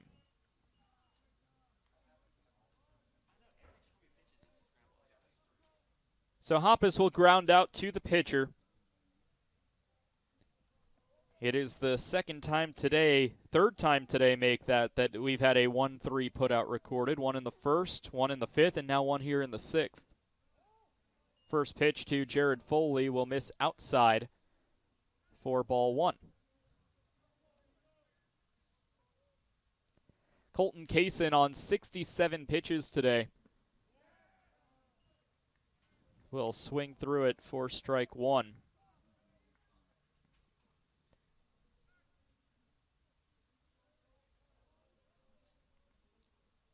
The 1-1 delivery taken inside for a called strike. Ball and 2 strikes, 1 away here in the top of the 6th. 7-inning contest today. Day off tomorrow to allow the weather to roll through. Back at it Sunday at 1 o'clock. 1-2. Chopping ground ball gets over the glove of Kaysen. Instead, it's the second baseman Hines. The throw on to first pulls him off the bag.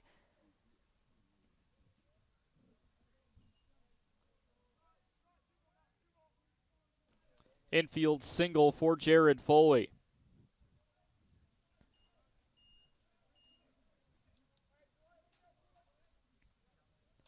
And it brings up the left fielder, Clay Caldwell.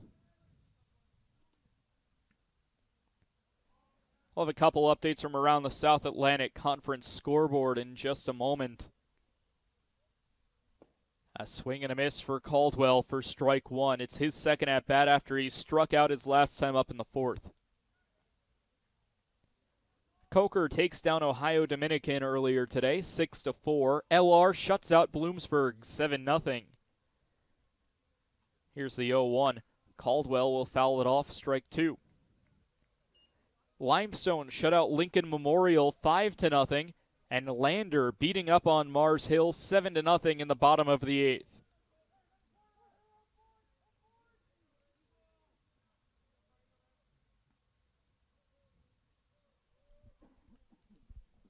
Now the 0-2 delivery taken low, throw down to first base, but back in safely is Foley. It's a ball and 2 strikes to batter Clay Caldwell, the left fielder wearing number 12. In Game 2 of Lenore Rhines doubleheader, trail to Bloomsburg 2-1 in the top of the 3rd in Hickory. Runner goes on the 1-2, and they're saying that he got a piece of it, so the runner in Foley, who slid into second safely, has to go back to first on the foul ball. Bottom 5 down in Salisbury, Catawba leading Anderson 4-1 in both Catawba and Anderson's conference openers.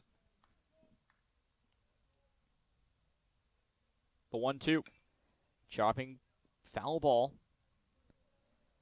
Next pitch will be Cayson's 75th of the day.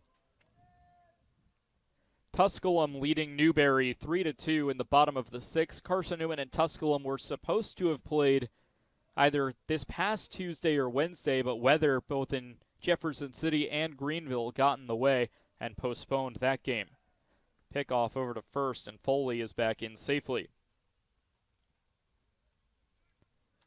UVA Wise and Wingate playing their first conference games against each other. Top of the 6th, Wingate leads Wise 4-0. The 1-2 fouled back, and we'll do it again. Turning into a little bit of a battle between Clay Caldwell and Colton Kaysen. Only 3 pitches showing on the scoreboard with a 1-2 count.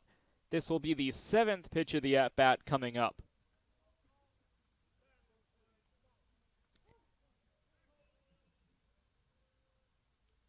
Foley at first, 1 gone, top of the 6th, 6-1, Carson-Newman leading.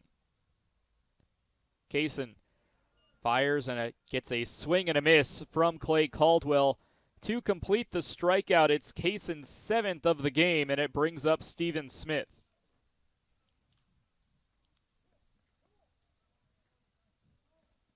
Two gone with a runner at first. E&H desperate for some run support to try to climb back in on this 5-run deficit.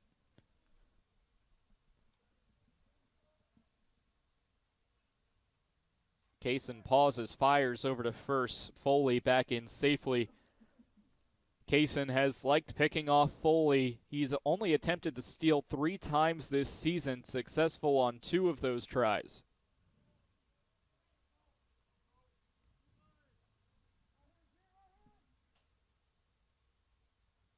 Another pickoff. Back in safely. The Eagles as a team in this game batting .429. Compare that to E&H's .150.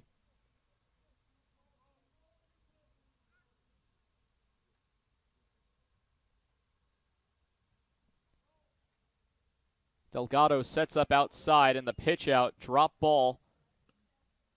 And that was ruled a strike. It seemed like a pitch out where Delgado popped up to try to make a throw, and instead it was called a strike on the outside part of the plate. According to TrackMan, that fastball was the correct call, just catching a nick of the strike zone. Pickoff back to first again, and Foley is in safely.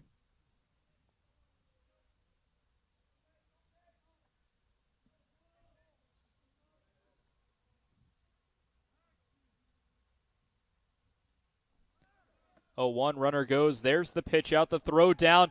The throw beats him. The tag is there. Causing a fuss is Foley, who can't believe the call, but he's caught stealing. Delgado to Hines to complete the putout. The 2 defensive substitutions getting it done for Carson-Newman. We'll be back for the bottom of the 6th. Carson-Newman's final chance to add some run support here on this Valentine's Day Friday on the Eagles Sports Network. Don't know what to wear on game day? Head over to shopseeandeagles.com for all of your Carson-Newman athletics gear. You can find clothing from Adidas, Columbia, Nike, and Under Armour to cover you from head to toe. ShopSeeingEagles.com also has duffel bags, backpacks, jewelry, pet supplies, and gifts. Don't waste any more time. Prove you are the ultimate Carson-Newman fan with the official gear of the Eagles at ShopSeeingEagles.com. Visit today. Dorm food got you down? Need a home-cooked meal? Then Lisa's Country Kitchen is for you. Lisa's Country Kitchen has been feeding Carson-Newman students for 15 years. Lisa's has a family-friendly atmosphere all day long, from the morning with her $2.99 breakfast specials to dinner with Lisa's fresh, never-frozen steaks. Carson-Newman students get a 10% discount with their student ID. Lisa's Country Kitchen on Route 92 off Old Andrew Johnson Highway. The best food for the best prices.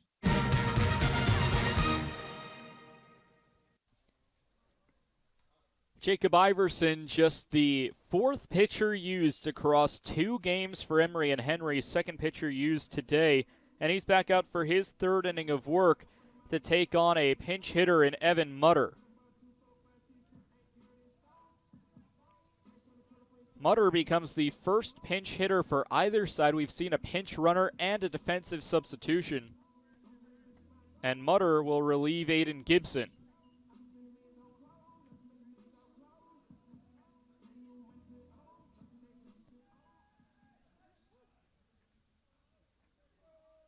Mutter will wait on the first offering. And it's high and tight for ball 1. Evan Mutter batting .333 on the year. Just 1 for 3.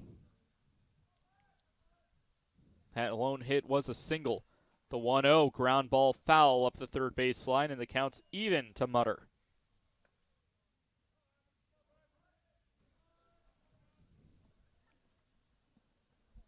Mutter takes over for Gibson. Trey Miller is still in the on-deck circle. He is the scheduled batter. Mutter will take a pitch outside, and it's ball 2.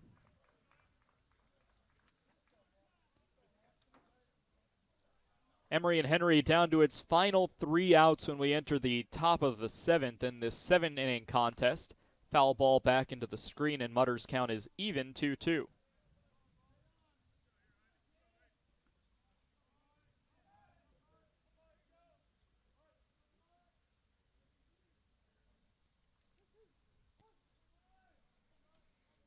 This inning, it is Mutter, Miller, and Jenkins due up. We'll see if that remains the case. The 2-2 to Mutter is upstairs for ball 3. Carson-Newman, if they hold on for a win today, would move within a game or a win at home from tying the 1993 Eagles baseball team for the best home start in program history. Mutter takes a pitch low, and it's a 6-pitch walk. And it brings up Trey Miller.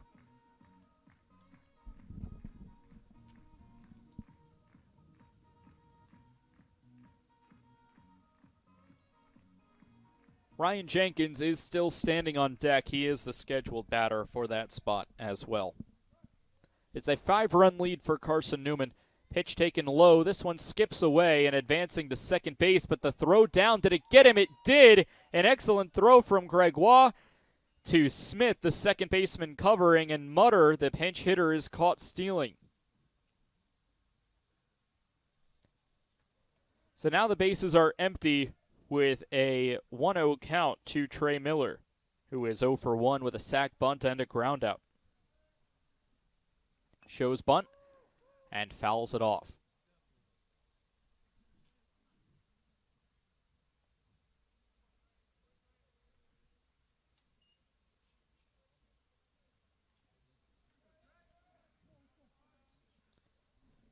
So 1 ball, 1 strike, 1 out, nobody on, bottom of the 6th. Eagles lead by 5 in Game 2 of this conference doubleheader against Emory and Henry. The 1-1 fouled back.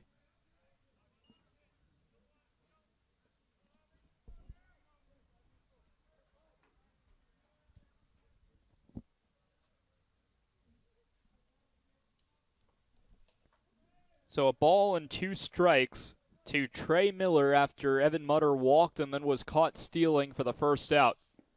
The 1-2 is a swing and a miss, dropped third strike. The catcher will throw down Gregoire to Beber to complete the putout.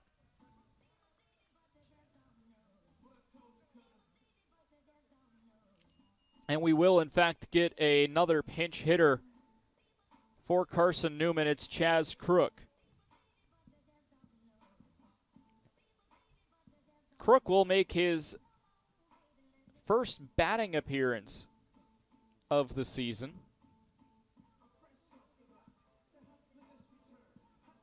A transfer during the winter break over Christmas break was when Crook joined the roster.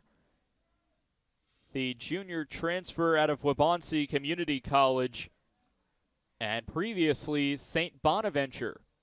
The Orem, Utah native steps in. First pitch, swinging goes Crook. It's hit into right center field. It's deep, and making the catch in right field is Kadeem Lewis to end the inning. So Crook flies out to right field. That will end the 6th inning. 3 outs to go for Emory and Henry. A 5-run lead for the Eagles here on the Eagles Sports Network.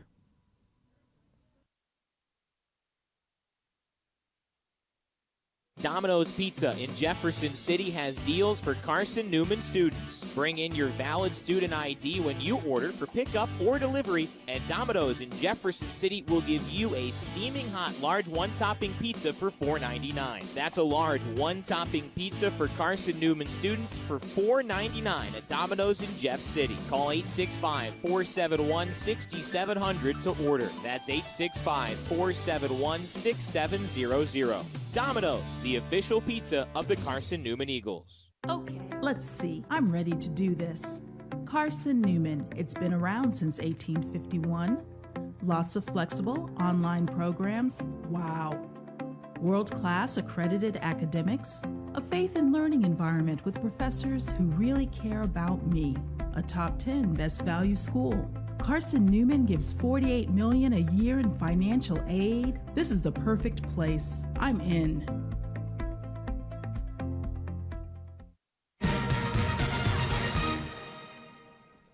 Well, the entire infield has changed for Carson-Newman from the first inning to now. Julian Hines had previously come in at second base. Now the rest of the infield will follow suit with Luke Goforth standing at first base.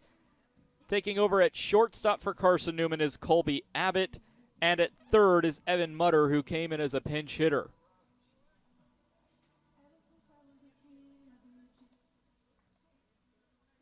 Steven Smith will step into the batter's box, and by the way, forgot to mention the new pitcher in Xavier Hart. So Xavier Hart takes over for Colton Kaysen in a non-save situation. Will be making his second appearance of the year, and a thrown bat. That is the 4th time this season that we've had a thrown bat to the third base side. And listen, I haven't played baseball since middle school, but the question has to be asked, how hard is it to hold on to a bat?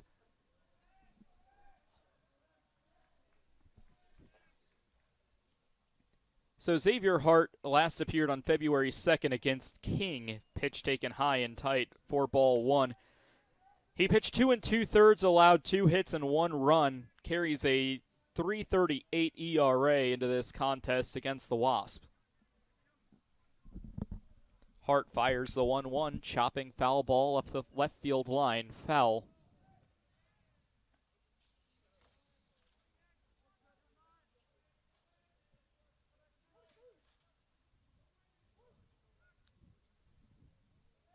One ball, 2 strikes to the leadoff batter of the inning, Steven Smith. Hart fires well outside for ball 2.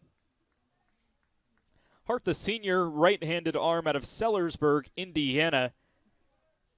Native to Jeffersonville High School. Transferred from Vincennes University up in Indiana. The 2-2 delivery, sky high. Fly ball, right center field, and it's Williams who comes in and makes the catch in the right center field gap. Two outs away will bring up Jacob Beber.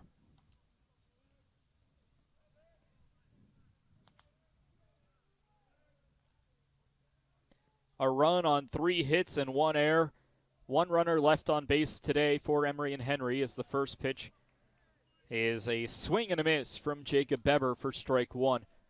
Carson-Newman, 6 runs on 9 hits, no errors, 4 runners left on board for the Eagles in Game 2 of this doubleheader.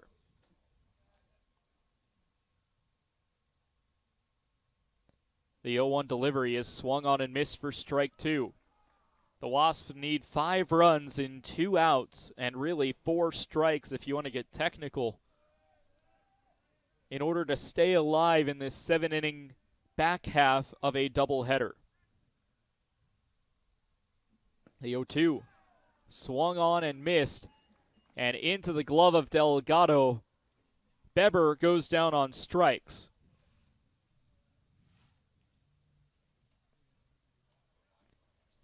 And it will be up to Caden Howell, who's 1 for 2 in this game, to keep the ball game alive.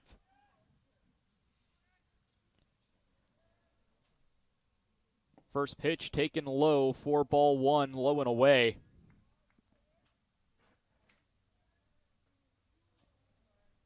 That strikeout, the 8th by the Carson-Newman pitching staff. 1-0. Called strike outside. That's between Kaysen and Hart. No game tomorrow to let a storm pass. Will resume on Sunday. A swing and a miss for strike 2. 90% chance of rain here in Jefferson City tomorrow. 70% chance of rain on Sunday as well, but we'll hope that that game can get played. Potential final strike for E&H. The 1-2 to Howell is taken low. 2 balls and 2 strikes to the designated hitter for Emory and Henry. Eagles looking to start 9-0 and extend the best start in program history. Claps from the Carson-Newman dugout. The 2-2. Ground ball foul will do it again. 7 runs scored in both contests, a 7-0 shutout win in Game 1 for Carson-Newman. 6-1, the Eagles lead the Wasps here in Game 2. E&H down to their final strike. Hart looking for back-to-back punch-outs to end it. The 2-2 delivery. Swing and a miss, and that will put the stamp into this one. Caden Howell strikes out swinging to end the ball game. Colton Kaysen will get the winning decision as Carson-Newman breaks out the brooms to sweep Emory and Henry in this conference opening doubleheader. The Eagles have their best start in program history, 9-0, with a 6-1 win over Emory and Henry. Well, that'll do it for our coverage today from the Silver Diamond Baseball Complex. 7-0, 6-1, your 2 final scores. Carson-Newman sweeps a doubleheader against the Wasps of Emory and Henry. And before we step aside, we do want to just send our best wishes one more time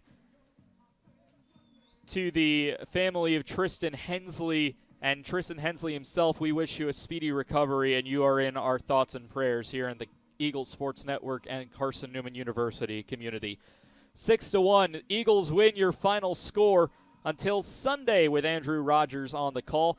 For my incredible producer, director, and everything else in between, Ian Johnson, I'm Tyler Katz saying so long from Jefferson City on the Eagle Sports Network.